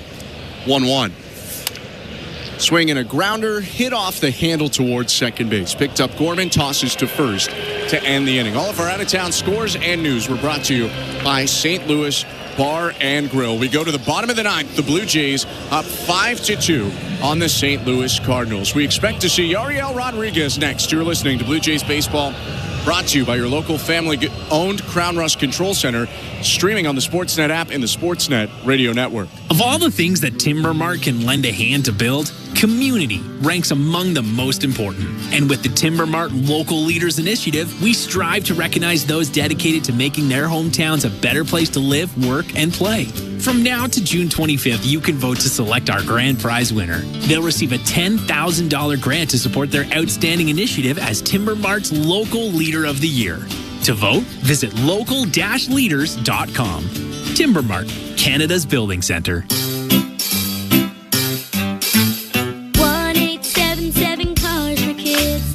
KARS Cars for Kids. 1-877 Cars for Kids. Donate your car today. Donate online at carsforkids.ca. That's cars with a K. Pickup is quick and easy. You'll benefit a child and get a maximum tax credit. 1-877 Cars for Kids. Donate your car today. Donate today, and your car can be gone tomorrow. Hey, this is Bo Bichette. You're listening to Toronto Blue Jays Baseball on the Sportsnet Radio Network. Scary, spooky, hilarious, crazy, scary, spooky. Welcome back to Blue Jays Baseball. Show Ali with you as the Blue Jays lead the Cardinals 5-2 as we head to the bottom of the 9th inning in St. Louis. Don't forget, we do have Jays Talk this afternoon. Blair and Barker have the post-game show. It's a back leg line type of day. You can leave them a message right now if you like. 416-413-3959 is the number to call. You can text them as well. 590-590, name and location. The People's Text line always open. Standard data and messaging rates may apply. Blue Jays Baseball, as always, brought to you by Crown Rust Protection. Again, the Jays lead the Cards 5-2 as we head to the bottom of the 9th inning at Busch Stadium. With the call, here are Ben Schulman and Chris LaRue. Thank you very much, Joe. On looking for a first major league save of his career is Yariel Rodriguez. Blue Jays 5, Cardinals 2. Bottom of the 9th inning. Blue Jays will make a defensive change as well after Ernie Clement was banged up in the 8th. Addison Barger is going to take over at third base. And Yariel Rodriguez is on in a pitching change brought to you by Home Hardware, the official home improvement retailer for the Toronto Blue Jays. Locally owned, genuinely Canadian. He starts with Joel Pozo, the catcher who's homered today. Rodriguez kicks and deals. Up and in, ball one. 98 miles an hour on the heater. Pitching as a professional, Yariel Rodriguez has 6 saves in his career. 1-0. Popped up. First base side. Vladdy back onto the right field. Grass called off by Andres Jimenez, who makes the catch. And there's one out in just a couple of pitches for Yariel Rodriguez. Well, a lot like Brendan Little, every once in a while, Yariel in a big situation will struggle with command of that strike zone. But a good job there getting the first out of the inning on just 2 pitches. He missed with that first pitch up, and then he pounded that strike zone with the second pitch. All 6 of Yariel's saves in pro ball in his life came in the Cuban National Series. The pitch. Inside, ball one. Kind of hard to believe he didn't have one in Japan with the fact that he was a setup man for a lot of his time there. But all of them coming in Cuba. Most recent one came in 2021. 1-0 pitch hit on the ground softly to second. Circling and around it. Jimenez throws on the run to first to get the speedy Victor Scott. 2 down. What a play from Andres Jimenez. I bet he knew exactly who was running. He fielded that ball, quickly transferred it over to that bare throwing hand, and made a perfect throw for the second out of the inning. So Rodriguez has quickly dispatched the first 2 batters he's faced, the 8 and 9 hitters for the Cardinals. 2 down, Lars Nootbaar to hit. Blue Jays 1 out from a sweep. The pitch. Slider for strike 1. Blue Jays using Rodriguez because Jeff Hoffman has pitched 4 times in the last 5 days.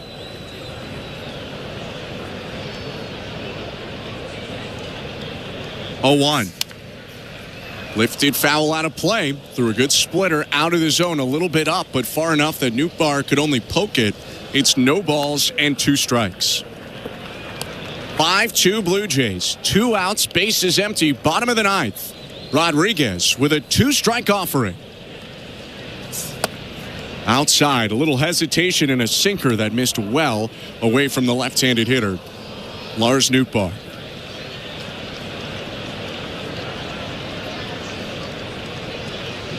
Yariel nods.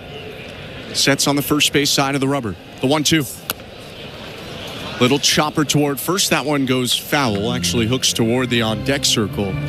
Still a ball and 2 strikes.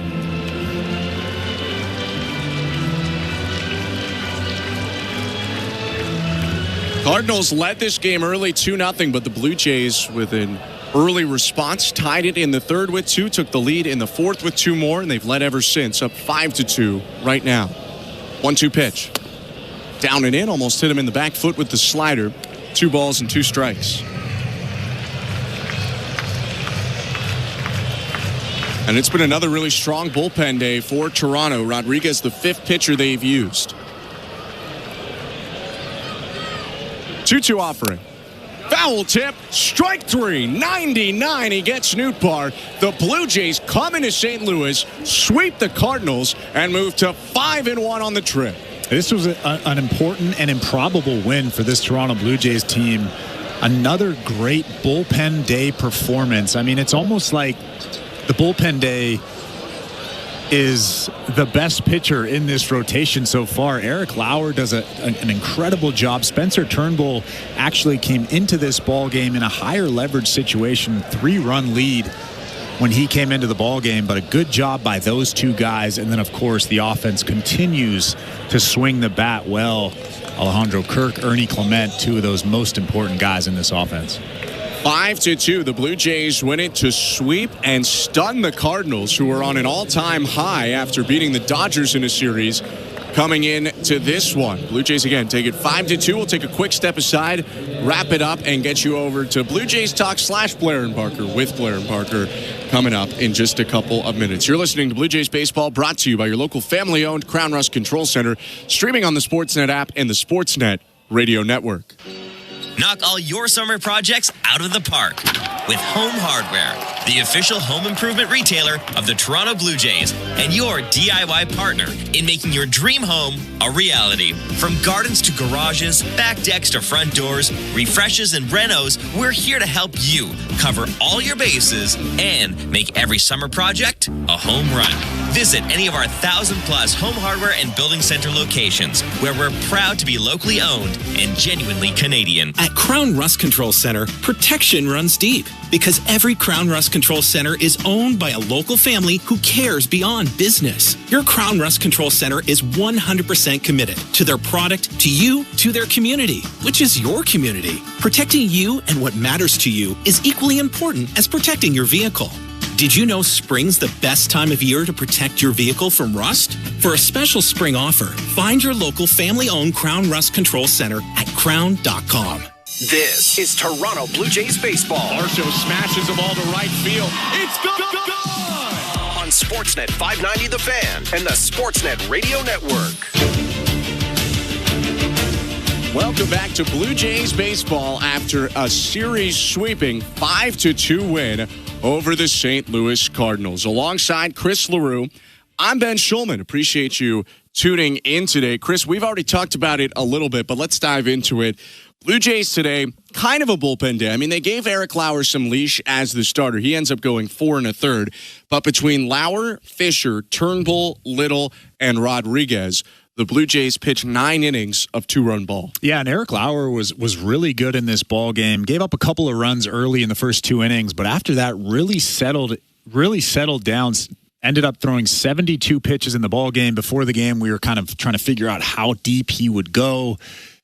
I mean, he's thrown 85 pitches at most this season. In his last outing, he threw 44. 72 sounds about right. But how about Spencer Turnbull coming into the ball game in a higher leverage situation? I didn't think John Schneider would just throw him into a game where the Blue Jays were leading by 3 runs later in the ball game, but he really looked good. The fastball velocity was a little bit better than we were anticipating.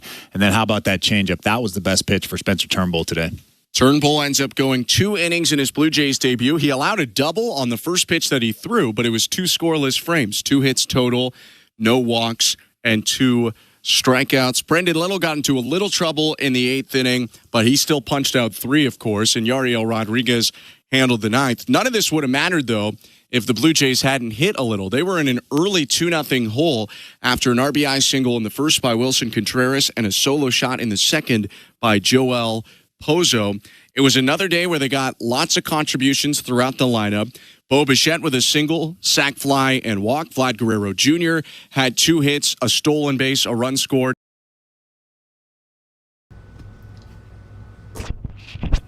Let's go, Blue Jays fans. Oh, yeah, there's the brooms flying through. Stefan, my man, thanks for hanging out with us and getting all of those brooms out there. We did it. 5-2 victory today. Thank you for hanging out with us today here on Toronto Sports Insider. Keeping it classy in the chat and, staying up to date on our current events. What a game it was. Blue Jays get it done. Gotta love it. Trending rounds. Blue Jays win. Jays win. Jays win. I love it. Andres as well. Oakwood. Daniel Carter. Todd Peterson with the dogs. Love it. Number 1, number 2, number 3. Thank you, Lisa Aiello, for keeping it locked with the like button. We'll let postgame run as always, ladies and gentlemen. We'll see you in the chat. Go, Jays, go. 38-30 on the season now. Let's go. A tough St. Louis Cardinals team. A Cardinals team that was in the playoff picture and had a better record than the Blue Jays in the tough National League before the Blue Jays came to town. Now Toronto leaves town having won 5 of 6 on the road trip. Just on Clement, by the way. Hopefully he's all right. He had to be lifted from the game before the bottom of the 9th inning on a dive that seemed to bang up one of his knees. And also, we didn't get to it today. Hopefully, Nathan Lucas is all right. He went on the concussion injured list today.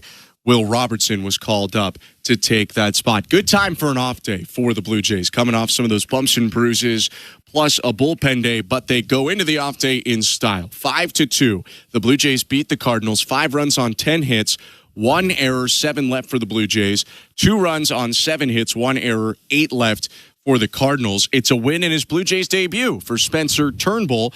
Loss goes to Matthew Liberatore and Yariel Rodriguez. Congratulations to him. First major league save of his career. 2-hour, 48-minute game in front of 28,500. The Blue Jays win. They're 8 above 500 at 38-30. The Cardinals 36-32.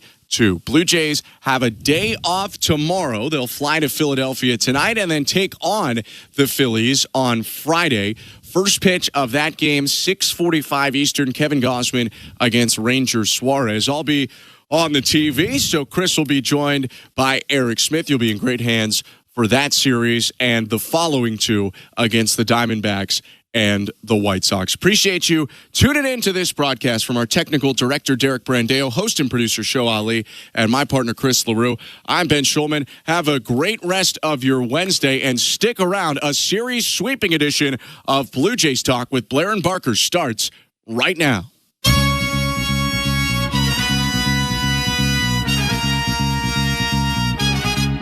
All right, I thought I left my broom around here someplace.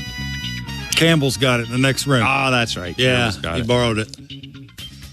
So Kevin Barker, with today's 5-2 win for the Blue Jays over the St. Louis Cardinals.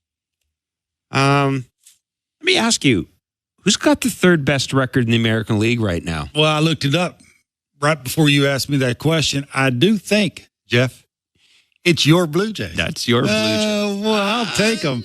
If you'll give them to me, I'll take them. I want them bad. They're doing so well. Supporting cast, sack bunts, sack flies, power out of the pen, Small ball, big balls. They got balls coming out. They're everywhere. Balls everywhere. Boy, it's a lot of fun when they're winning, isn't it? Yeah, absolutely. It just makes us happy. It's kind of scary. It is. It's kind of scary because you got a whole lot of. You still don't know. Yeah, there's a whole lot of. You're hoping. There's a whole lot of Miles Straw stuff going on. That's fine. Don't be saying that. No, it's true. They paid Miles Straw a lot of money. Actually, they did. Tricked somebody. But anyhow. He's been doing well. It is Blue Jays Talk with Blair and Barker. We're on Sportsnet 590. The Fan we're soon to join our friends on the TV side on Sportsnet. The number to call in, 416-413-3959. It's the back leg line. You'll hear Barker's voice. Leave a question or comment on today's game for us. If you don't feel like doing that, you can text us. Yeah. 590. Name and location, s'il vous plaît. Like that? Dropped a little français there. Man of the people. You're for everybody. I'm indeed the man of the people. Not much doubt about that. So, a sweep of the Cardinals, as we all predicted. An off day. I don't think we're shocked tomorrow. I don't think we're shocked they swept the Cardinals. I don't think that. Well, considering the fact the Cardinals just finished I'm surprised. The Cardinals just finished beating the Dodgers. I thought the Cardinals series I thought this game would be tough. The Eric Lauer game, the bullpen game. I mean, and it's hard to sweep a good team on the road. Bad on me, but I thought that this was the game where, and I should know by now that, these so-called bullpen games that the Jays are involved in, John Schneider and Pete Walker seem to pull all the right levers in these games. I should have known. It, but man, they're.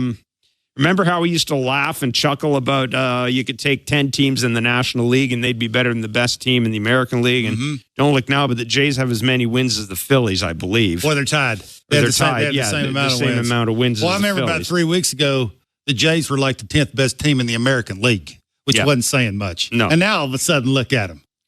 Yeah. Let's start let's start with the pitching. I mean, obviously, Ernie Clement had a terrific game, but my goodness, Eric Lauer, 4 in the third inning. Braden Fisher. Spencer Turnbull gets the win. Shout out to Brendan Little. 31 pitches today after 24 pitches a couple of days ago. The Jays without Jeff Hoffman today as a result of his workload. I mean, workload is something we talked to Pete Walker the other day. Workload is something that's really on their mind when it comes to these relievers.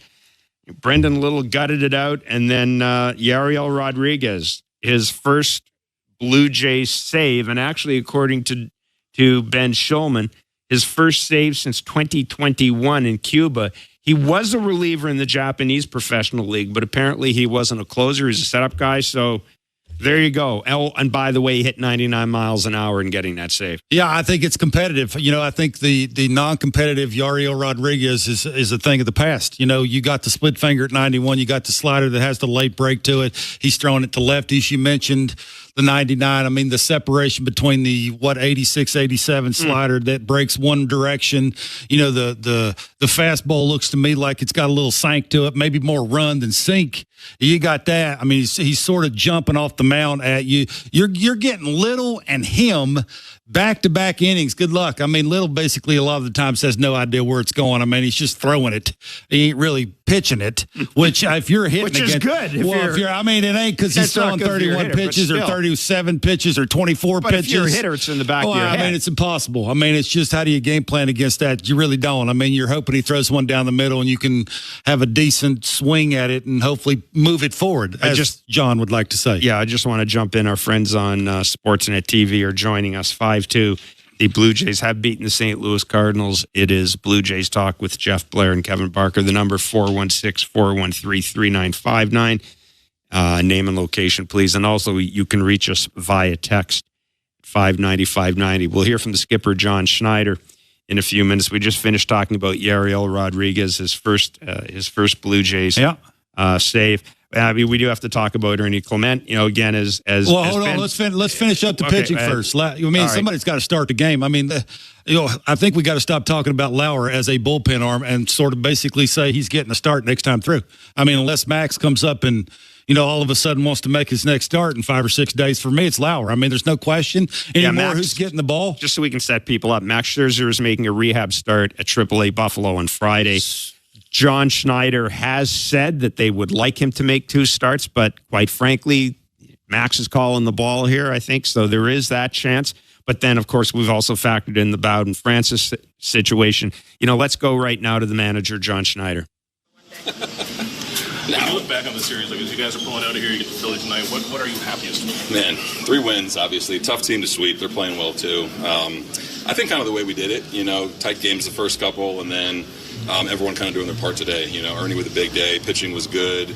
And I thought we were in the bases well the whole series, which I was really pleased with. But hopefully Kirky takes some BP tomorrow on the off day, keep it rolling.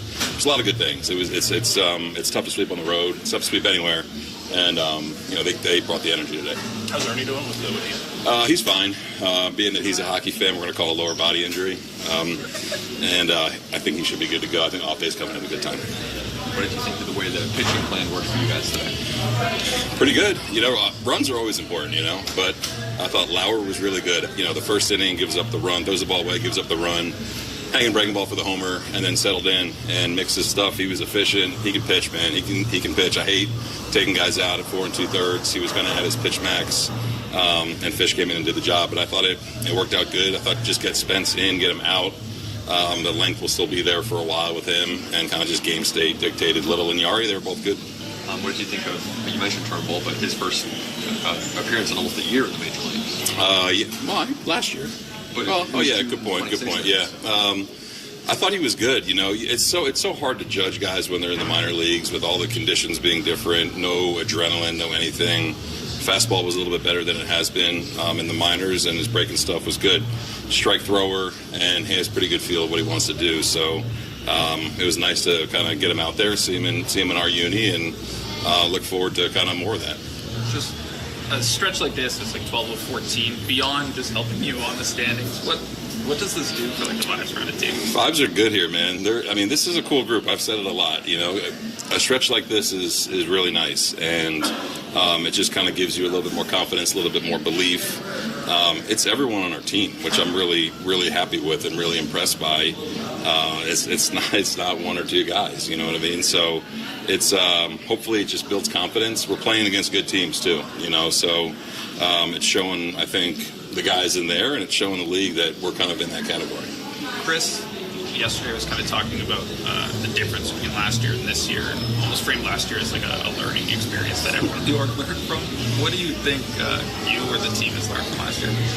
I mean, you never want to go. Last year's stuff, you know, we're in a window where we're competing every single year, and we've been really successful the last 5 years or so. So I think, you don't want to go through a year like that. But if you're not learning from things, I think you're just kind of, you know, standing in place, if that makes sense. So there was some pretty deliberate adjustments, I think, from myself to the staff to the players. Nothing crazy, you know, talent-wise, but I think kind of the mentality of what we want to do and what we want to stand for and who people want to view us as. So it's been fun. You know, it took a lot of work in the off-season and spring training, but it takes the guys to kind of buy into it and live it, and that's what they're doing. What do you want to be viewed? Good question. I mean, I think when you look at us, you know, you can say, okay, they've won two team gold gloves, right? They can catch the ball. They have a lot of talent, and they have veteran starting pitchers, right? So that's what you could easily say. I think the way we want to be viewed is that we play together.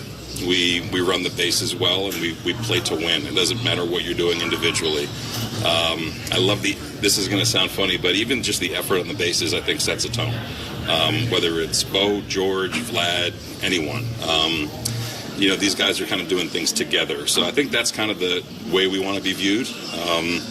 Again, it kind of goes into the category of not being the same guy every single day. It's been someone different. So I think playing to win, playing for one another, knowing that you have each other's back is kind of how I want teams to see us. Cool. Thank you. There you go, John Schneider. He will enjoy the off day tomorrow. I wonder if there'll be a little golf in the forecast. Yeah, I'm sure they'll enjoy the plane ride too. The plane ride will be some drinkies on that thing. Yeah. I'm just saying. St. Louis to Philly. It's colder in the big leagues too. What is the drinks? They're ice. I think it's just beer. I don't think they have mixed hard liquor on flights. I don't think. I'm just saying. I think it's wine and beer. I could be wrong. You are sometimes. Yeah. I mean, the last one I was on was the wine and beer. When was that? That was like 3 years ago. Okay. Yeah. Because move on. Yeah. Marco Estrada got mad at me because I had his. He had his own personal brand that they stocked, and I had one of them. And he was. I'm sure on those planes, I've been on quite a few of them. Yeah. If you ask for a drink, any drink, they'll get you whatever you want. At least the planes I've been on. I don't know about that. I don't know what plane you were on, but 416-413-3959, the back leg line. The Blue Jays have beaten the St. Louis Cardinals 5-2. Let's go to the text line, 590-590. If we can throw those texts up. Robert in Ajax wanted to give a huge shout out to guys like Straw, Heineman, Clement, Fisher, Lauer, etc. But every good team has guys like this who weren't a name at all. They've all produced and been huge parts of the season. And Smith from Windsor, also in the text line. Never too early to worry. Do you think the front office is on the phone looking for a fourth or fifth starter, or are they waiting for Scherzer?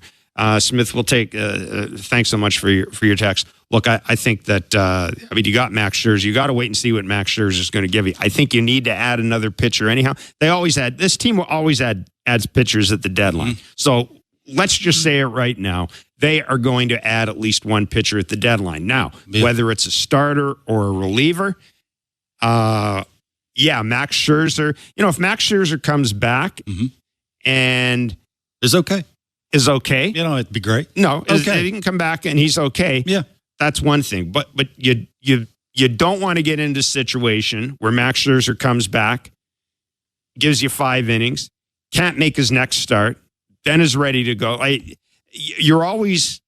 think we might as well assume right now that until Bowden Francis has figured out the last two spots in the rotation, there's always going to be sort of a question mark around them. And for that reason, I think that absolutely the Jays need to add a starting pitcher, but pitchers, plural, for me. I honestly, given the way, and this is no disrespect to John Schneider, but given the way he's had to use his pitchers this year, you really cannot have too much good pitching. Yeah, they need an 8th inning guy or a 9th inning guy. They need an extra starter, maybe a number 3 starter, some guy that can take pressure. It's a lot to ask, but you're a good team. Like, let's be honest here. Like I said this, I don't know, 2.5 months ago, the MVP of this team might be the GM at the end of the year. He's going to have to go out and do called the genius on Blue Jays Talk last night. I mean, that's a fair way, I guess, right now to say. He was called the genius. Give him his flowers. I was on I'm going to give Ross Atkins his flowers. He was called the genius on Blue Jays Talk last night. So are you calling him a genius? I think for now he is, yes. I think they have the 3rd best record in baseball in the American League. Excuse me, I'm sorry. Yeah, look, I think every guy on the team is doing their part. What are you laughing? They're doing their part, laughing. which is, again, spring training, I don't think anybody could have expected this, for it to look this way, for the Heinemans of the world to be doing what he's doing, like the sack bunt that he had to try and give him the lead. Like everybody's just doing whatever John tells them to do, which is not the easiest thing to get a manager to have players buy into. 5-2, the Toronto Blue Jays, Barker's Blue Jays, have beaten the St. Louis Cardinals. They've swept the Cardinals. They've got an off day tomorrow. Then they open a 3-game series against the Philadelphia Phillies in Philadelphia. We're going to step aside, come back with more of your voice notes. Again, 416-413-3959. More of your texts. We'll take a look as well at the out-of-town scoreboard, get you set for the action tonight around the American League East. It's Blue Jays Talk on Sportsnet 590 The Fan and Sportsnet. Thursday on Sportsnet, Hockey Central sets up Game 4 from Sunrise City. Scores! He's got another! Brad Marchand keeps his foot firm on the gas pedal. Night of frustration for the visitors. Tensions rise in Sunshine, Florida. And now the fur really starts to fly. The Panthers ran away with Game 3 at home. How will the Oilers answer back? This Oiler team, they've got that bounce-back ability. The Stanley Cup Final. Watch on Sportsnet or stream on Sportsnet Plus. At Crown Rust Control, protection runs deep because every Crown Rust Control Center is owned by a local family who cares beyond business. Your Crown Rust Control is 100% committed to their product, to you, to their community, which is your community. Protecting you and what matters to you is equally important as protecting your vehicle. Did you know spring's the best time of year to protect your vehicle from rust? For a special spring offer, find your local family-owned Crown Rust Control Center at crown.com. Knock all your summer projects out of the park with Home Hardware, the official home improvement retailer of the Toronto Blue Jays and your DIY partner in making your dream home a reality. From gardens to garages, back decks to front doors, refreshes and renos, we're here to help you cover all your bases and make every summer project a home run. Visit any of our 1,000+ home hardware and building center locations where we're proud to be locally owned and genuinely Canadian. 1-877 Cars for Kids. KARS Cars for Kids. 1-877 Cars for Kids. Donate your car today. Donate online at carsforkids.ca. That's cars with a K. Pickup is quick and easy. You'll benefit a child and get a maximum tax credit. 1-877 Cars for Kids. Donate your car today. Donate today, and your car can be gone tomorrow. Buck Martinez here to tell you about the huge Double XL free topping pizza from Pizza Pizza, just $19.99. That's a whopping 18-inch 3-topping thing of beauty for only $19.99. So hurry into Pizza Pizza today and bring a big appetite for a hot and fresh Double XL pizza. I'm loving this big voice. I may just call the game this way. Go to pizzapizza.ca. Timber Mart. Locally owned, proudly Canadian. Your home team advantage with the right materials and the right price. Project know-how that's brought together a wealth of plans and solid advice. Trust your team at your locally owned Timber Mart. Timber Mart always has plans to help you with your plans. Your home, your cottage, your garage, whatever needs your attention first, check the most visited spot on our website for ready-to-order plans to get the job done with Canada's Building Centre. Visit timbermart.ca. This is Toronto Blue Jays baseball. Swing and a miss, strike three. Middle in fastball, but he puts it by Cruz. 2 down. On Sportsnet 590 The Fan and the Sportsnet Radio Network.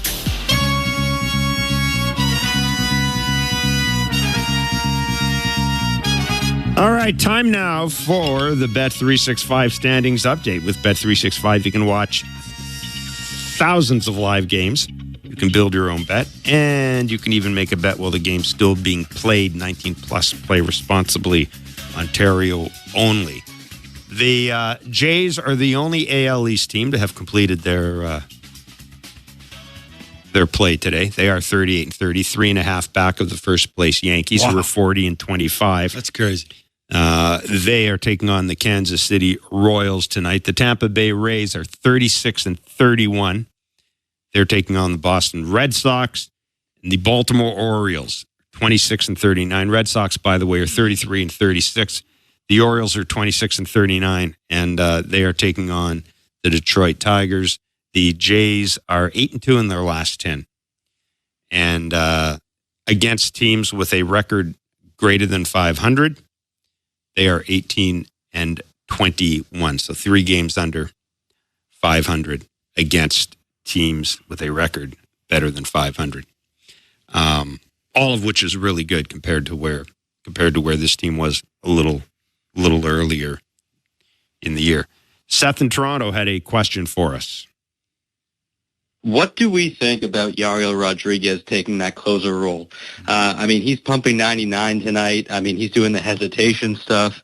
He looks confident as anyone on the mound I've ever seen. And with Hoffman giving up the amount of home runs he's given up, when do we think they give that a look? Thanks, guys. I'll hang up and listen. Thank you. Great question, Kevin. It is. We had Petey on Friday. It was Friday. Well, when did we have Petey on? Yesterday, man. Tuesday. All the days. We work a lot, Jeff. I mean, it's, We're here a ton. You work one weekend, and all of a sudden, yesterday was Friday. Well, I did some heavy lifting. Some of us only had about 20 minutes of that working. So, that's beside the point. Anyway, look, I think quality over quantity. I think F4. I think what what did you say? Well, that's what you said, right? I think F4. Okay, I thought you said something else. Go ahead. No, you didn't. It's very clear. I think they've already started thinking about this. I think when Petey was on, he mentioned that, when guys get back that are healthy, it might be turning into pockets. Because remember, I said, is it the 9th inning? Is that a worry with Hoffman, right? That we've sort of heard that. We've heard that from John in spring training. It's sort of been rumblings of people that we've had on when he was with the Phillies, right? It sort of might be the inning that he's pitching in. He has not been the everyday closer for a team yet. Well, it just doesn't seem right? When he goes out there, it just seems like he might be aiming some things. He might be overthrowing sometimes. He just ain't splitting. It ain't sliding. Doesn't mean there's no use for him, but I'm just saying I think we maybe need to pump the brakes a little bit on him as the full-time closer. I think the good point is they have options. Right. Let's go to Ernie Clement. Kind of forced me to come out there, just precautionary because we have the off day tomorrow. I guess you could just call it a defensive replacement because Barger's been doing such a great job at third. We trust him a lot. No imaging or anything? You're not worried about No, not at all. What's exciting you right now about how you guys are playing this sweep up these last 2 weeks? It feels like every time we get punched in the mouth, we punch right back. It's just so exciting when they score a run and you score 2. So it's the most fun we've had as a group so far this year, and in past years it just feels so much different, and it's fun showing up to the ballpark. How does that feel in the dugout when you guys are down compared to last year, knowing that you're so much more able to come back? Yeah, I think that there's no panic, and we just feel like we're gonna if we go down, we're never out of a game. So it's like I said, it's so cool when when they score, we feel like we are gonna come right back and put some runs up. So it takes a lot of pressure off our pitchers. It feels like every game, every week, it's kind of a new guy for you guys. What is that feeling like when it's just every guy takes his turn, kind of having a big game? Yeah, that's what being on a team's all about. 1 through 9, we're grinding, and like you said, it's somebody new every time. So, nobody feels like they have to do it themselves. It's a full team effort, and that's how it should be. Not to overlook your home run, but there was also a sack bunt, 2 sack flies today. Does that kind of speak to the overall kind of offense of this team, where you can do everything? Yeah, I mean, we can do it in so many different ways. The small ball aspect of the bottom of our lineup is so fun and so. I guess it's kind of lost in today's game a little bit, but I just think 1 through 9, we know our role and know what we do well. So we're all playing to our strengths right now, and it just feels really good to 1 through 9 kind of firing on all cylinders. Your numbers against righties this year are pretty good, but against lefties, they're kind of crazy. When you step into the box against a lefty right now, what is your kind of comfort level? Yeah, I'm just seeing it really well. I think. Righties or lefties, I feel like my chase is way down, and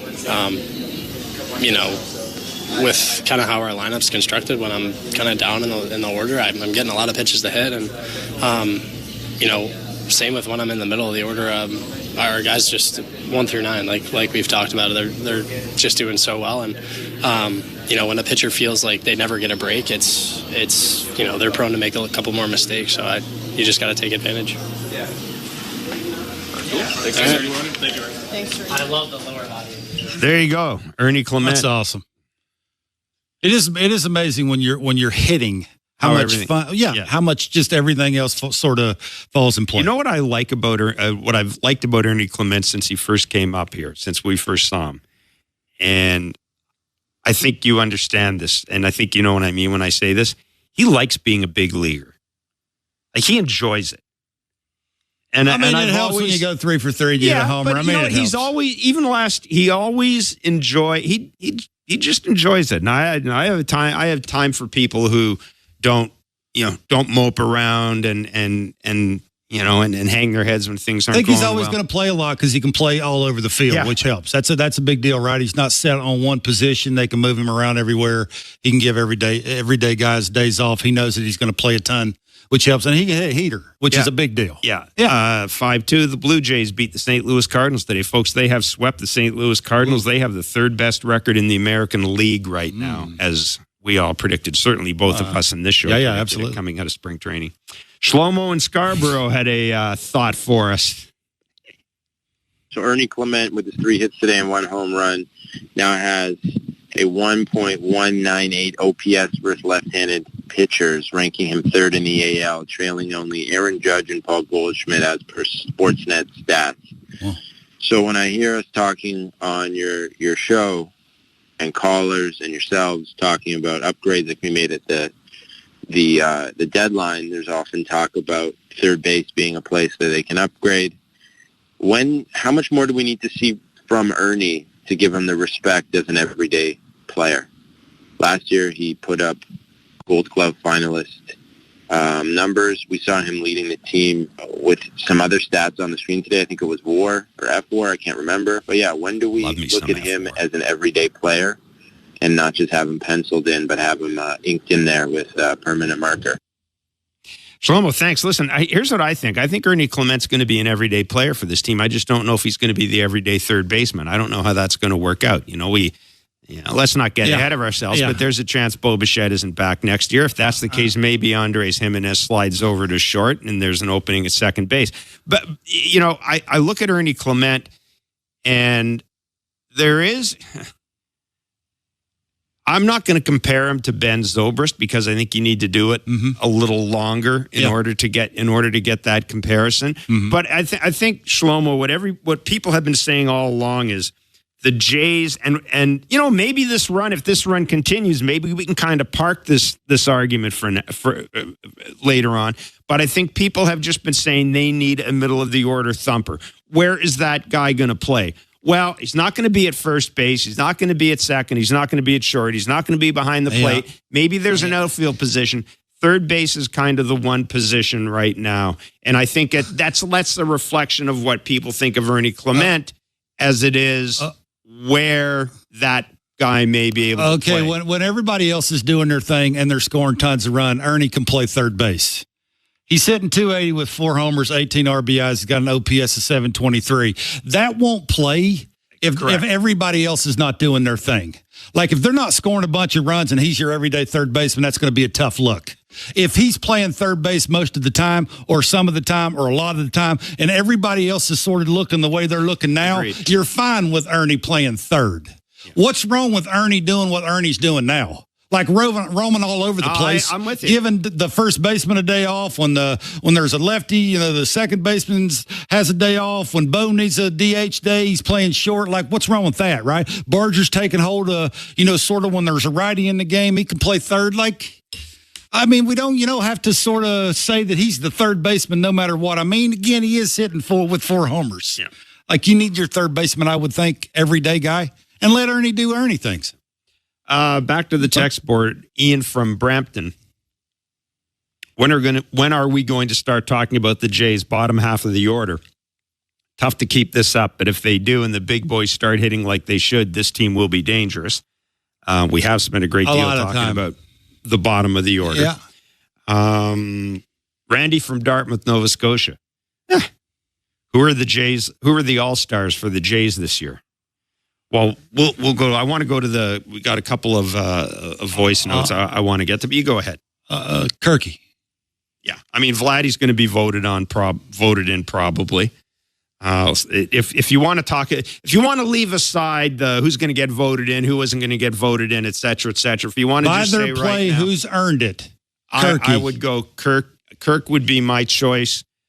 I still might go Kevin Gossman, but I mean, there's a lot of pitchers out there, but Kirk would be the guy that stands out for me right now.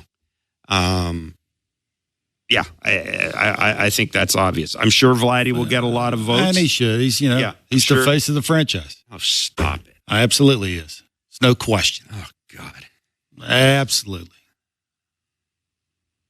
I mean, anyhow. Face of the franchise. Well, who is it? Well, as you would say, me? As you would say, there's only one guy being paid to be the face of the franchise. That's the big guy at first base. There you go. Yeah, they gave him 14. He'll be the face for about 10 of the 14. How's that sound? All right. Okay. Brian in Lincoln, Nebraska. I really think a lot of casual fans are underappreciating the job John Schneider has done this season so far.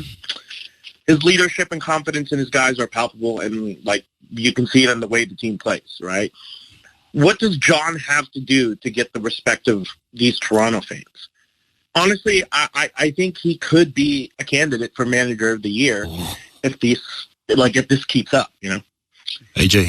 Love listening to you guys, and hope you have a great off day tomorrow. Win a playoff series. Thanks, Brian. That's where it would start. Win a playoff series. I mean, I would think that's probably the only way. Yeah. Because if you're a John hater, nothing's going to change that unless they win a playoff series. I'm going to jump. I don't think there are a lot of John haters. There are people who there's some. There are people who second guess the manager all the time. There are a lot of people who fell in love with Gibby in 2015, and as I say, Gibby was fired from the Jays manager's job before 2015, and when he was fired, people were happy to see him go. So this is all. I don't pay any attention to what fans think about a manager. I just don't. People wanted Aaron Boone fired. Right? Dave Roberts was going to be fired a couple of years ago. People wanted Dave Roberts fired. I mean, that's just the way fans are. I will say this. It's interesting. The Athletic ran a player survey today of how players view managers and organizations. And the Athletic, we also saw a survey done last year of front offices. And you know what amazed me about everything? What's that? How the Jays don't get mentioned. Ever. They don't get mentioned good. They don't necessarily get mentioned bad. Is John Schneider a manager everybody loves playing for? Didn't see his name. Is he a manager nobody wants to play for? Didn't see his name. The Jays are just kind of in the middle. Players hate playing in Toronto. The Jays are in the middle. There are organizations, they dislike more than the Blue Jays. It's just the way it is because the Jays haven't had that recent postseason moment. And when I say recent postseason moment, 2015 was 10 years ago, folks. In this day and age, that is a hell of a long time to go without a postseason moment. You know what the Jays' 2 postseason moments are since then? That? Springer and Bo running into each other in the outfield and Jose Barrios being yanked out of the game. Yeah. Those are the Jays' 2 postseason moments. Win a moments. playoff series. Win a playoff series. Everybody will love you then. Yeah, well, at least it'll change the dialogue. Yeah. As for manager of the year, I mean, I'll tell you, if you had to go 1, 2, 3, if you had to do a ballot 1, 2, 3, number one is Tigers. to me is AJ Hinch. Yeah. Where are you going after that? Astros. They're in first place in the West. Maybe. You would think they're going to be in the first place. Maybe. With what they don't have, with what they haven't had, maybe. With how they haven't been doing. I might go. I wouldn't argue that. I might go Astros. And then where? I mean, well, I mean, if Kevin Cash and the Rays do something, I'm sure you could throw his name in the hat. Right, but right now, I think you can make a case for John. You know, he's in the mix. To be in the mix. He wouldn't win it, but he's in the mix. No, he's in the conversation, maybe. Yeah, I don't have any problem saying that at all. No, people's heads are exploding. People are driving off the Gardner right now and crying. Well, they're driving off the Gardner anyhow, so it doesn't matter. Let's go back to the voice note. Jason in We're going all over the place. Jason in Calgary. Any concern about Chad Green's arm? He seems to be getting hit more than usual these days. A little bit worried about his physical shape. Yeah, I don't know. I don't know if it's physical. Both, man. Well, I don't know if it's physical. I just maybe think his stuff's not real good now. I don't know if that has anything to do with his arm. I don't know about how he feels. Velocity seems about like the same. Yeah. I don't think he has a pitch to get a lefty out. I don't know. You know, the pocket thing, it's rare that you see 3 righties in a row. So when would you pitch him? That's the thing, right? I mean, do you want to see him in the 8th? Nope. Do you want to see him in the 9th? Hell no. Nope. Do you want to see him in the 7th against 2 lefties and a righty? Absolutely not. I mean, I don't know when you use him. I mean, I almost hate to say this, but, well, you know what? Actually, before I answer that, let's go to the text board because we had Zane from Ottawa. Bingo. Zane and the caller were on the same page. When Jimmy Garcia and Nick Sandlin come back, who goes down? It would be hard to send Fisher down after what he's done. Are Chad Green and Eric Swanson on the chopping block? I would think so. Yeah. I think it's about winning. I think you take the best you got. If those other guys are better, they're going to take the other guys. I think they've shown you all season. They're not messing around anymore. Yeah, and you might also be able to get a little something at the trade deadline for Chad Green or Eric Swanson. You know, because, again, it's baseball. Everybody wants to reinvent the wheel. Let me ask you a question. Just picking one of the two, which one you picking? You can't get rid of both. You could get rid of one. Which one you keeping? Swanson or Green? Do I have to keep one? Absolutely. Depth. Somebody's getting hurt. You're going to have to keep one. Who you keeping? Answer alone. I'm probably keeping Chad Green. I'm probably keeping Chad Green because he's not going to get hurt. But if you're asking me in terms of, I'm keeping Eric Swanson. Yeah, I'm keeping Eric Swanson. I mean, you're asking me. No idea. Like, basically, you have no idea who you're picking. Put it this way: when Nick Sandlin and Jimmy Garcia come back, if they're both gone, I'm not. You're not getting rid of both. They need depth. You're not getting rid of both. And again, it's back to Fisher's of the world. I know how he's been doing. There's a veteran part of that. Right, but when the lights get brighter, I get the Fisher stuff, how he's looked when he's thrown, when he has thrown, how he's looked against who he's thrown against. Yeah, but it's still a little bit of that. We're talking about if you bring 2 dudes back. And who knows with Jimmy Garcia? Who knows with Jimmy Garcia? He's not even throwing yet, is he? I don't. Last I heard, I think he's throwing a flat mound or something. I mean, who knows what you're going to get out of him when you get back? I mean, he's an older guy. I mean, he's got a lot of miles in his arm. So, yeah, I think you pump the brakes on it a bit. But, look, I said this, Nick Sandlin, when that deal was made, somebody in the organization told me, we were kind of rolling our eyes at the deal, and it seemed like a bunch of nothing at the time. They were getting a good glove, and him and his... and they said, I mean, Nick Sandlin, and then you look at his numbers, he was going to get a lot of work for this. He's been gone a long time, though.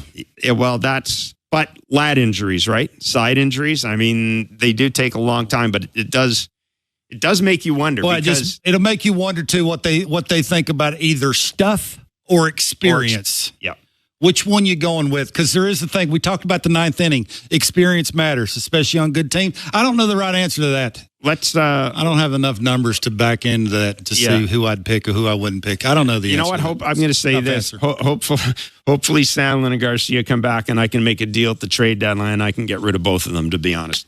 Well, there you go. I mean, I'm being honest. Wow.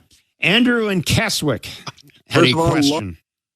First of all, love watching what the Jays are doing right now. The games are exciting. The games are enjoyable. Defense, offense, it's all great. I can't help but, and I know, try not to be negative about anything, but I can't help but feel, what happens when Santander comes back. Not so much about Varsho, because I know, but these guys have been working together so well. They're meshing, they're gelling, and, anytime you implement a change, it can shake up what's working. What do you guys feel about that kind of chemistry as far as, when these guys come back, you're basically disrupting what's been working? I mean, not really. First of all, let's see when let's see when he gets back. Yeah. First of all, there's no guarantee that the quote unquote chemistry will still be working. It is remarkable how these things do find ways of answering themselves. Kevin's right. He comes back. He's in the lineup. You got to ask yourself: is he hitting in front of? Go through this. Yep. He ain't hitting in front of Bo. Agree with me. Agreed. He ain't hitting in front of Vladdy. Agreed. He ain't hitting in front of Kirky. Agreed. He ain't hitting in front of Springer. Agreed. He ain't hitting in front of Barger. So you're looking right there, right? I mean, is it going to change the way Barger looks if he does hit in front of him? Is it going to change the way the bottom of the lineup is performing with Tony in the lineup? That's the thing, right? You dropped what you dropped on him so he can run into things. This little time away, maybe have cleared things between the ears. Maybe he's worked on something mechanically. I have no idea. Maybe it'll look different when he gets back. Maybe he'll start thumping. I think that's what they're counting on. I just don't see how that will change what's going on around him. It's all about who would hit in front of him. It really don't matter who's hitting behind him, because behind him, they know what their role is. Ernie's telling you. It's not me telling you. It's Ernie telling you. So I just don't think, you pick your names that you think are hitting in front of him, and John will put them in front of him. I mean, he's already done it. He will continuously doing it to do it. So I just don't think that's a thing anymore. I think he'll play because how much money they're paying him, and they really do think he's going to run into some things. So do I. Oh, I do too. Me too. He'll help the track up. Yeah. Oh, he's going to help. Yeah, it's looked ugly. He's going to help. There'll be a better. Trust me, in August there'll be a better lineup with him than without him.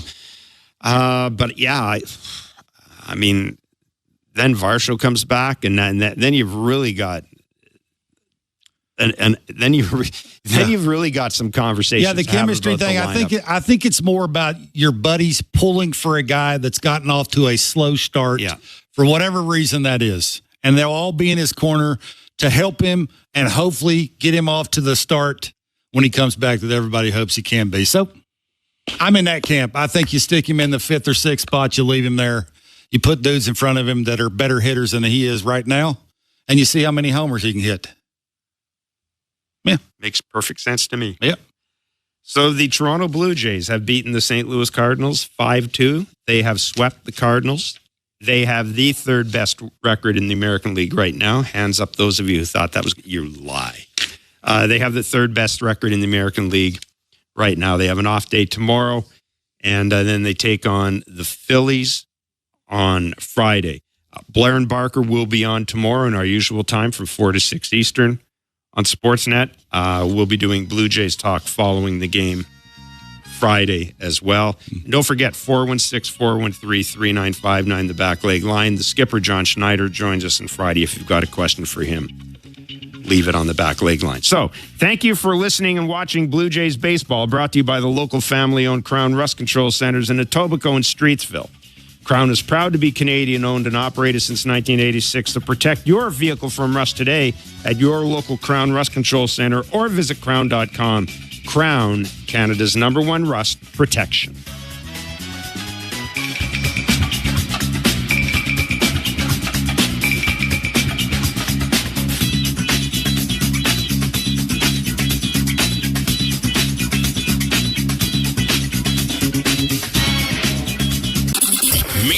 MLB play-by-play is now on Sirius XM Radio and online with the Sirius XM app. Why do I love calling this game? Calling this game? Calling this game? Calling this game. Why do I love calling this game? It's because I get a chance to bring some joy into people's lives. Anything can happen on a baseball field. We've got a new game. It's perfectly unscripted theater. Everybody on their feet. Because you never know what you're going to see on a given day. Vladimir Guerrero Jr. just walked it off. There's just something about baseball on the radio. Something about the way wood hits leather. A swing and a drive to deep left center. The way leather hits dirt. And he made a play. The way a deep fly ball sounds like it's about to change history. High fly ball to center field. It's hit pretty well toward the wall. Until the cleats hit the grass, hit the crushed brick, and then nothing but sky and a silent crowd. That ball's high. Until leather hits leather and 40,000 fans lose their collective minds. In a perfect symphony of chaos. He jumped up on top of the wall, balanced himself, and caught it. The way nothing triumphs a perfectly honest call. The way the right voice can make a moment live forever. Touch 'em all, Joe!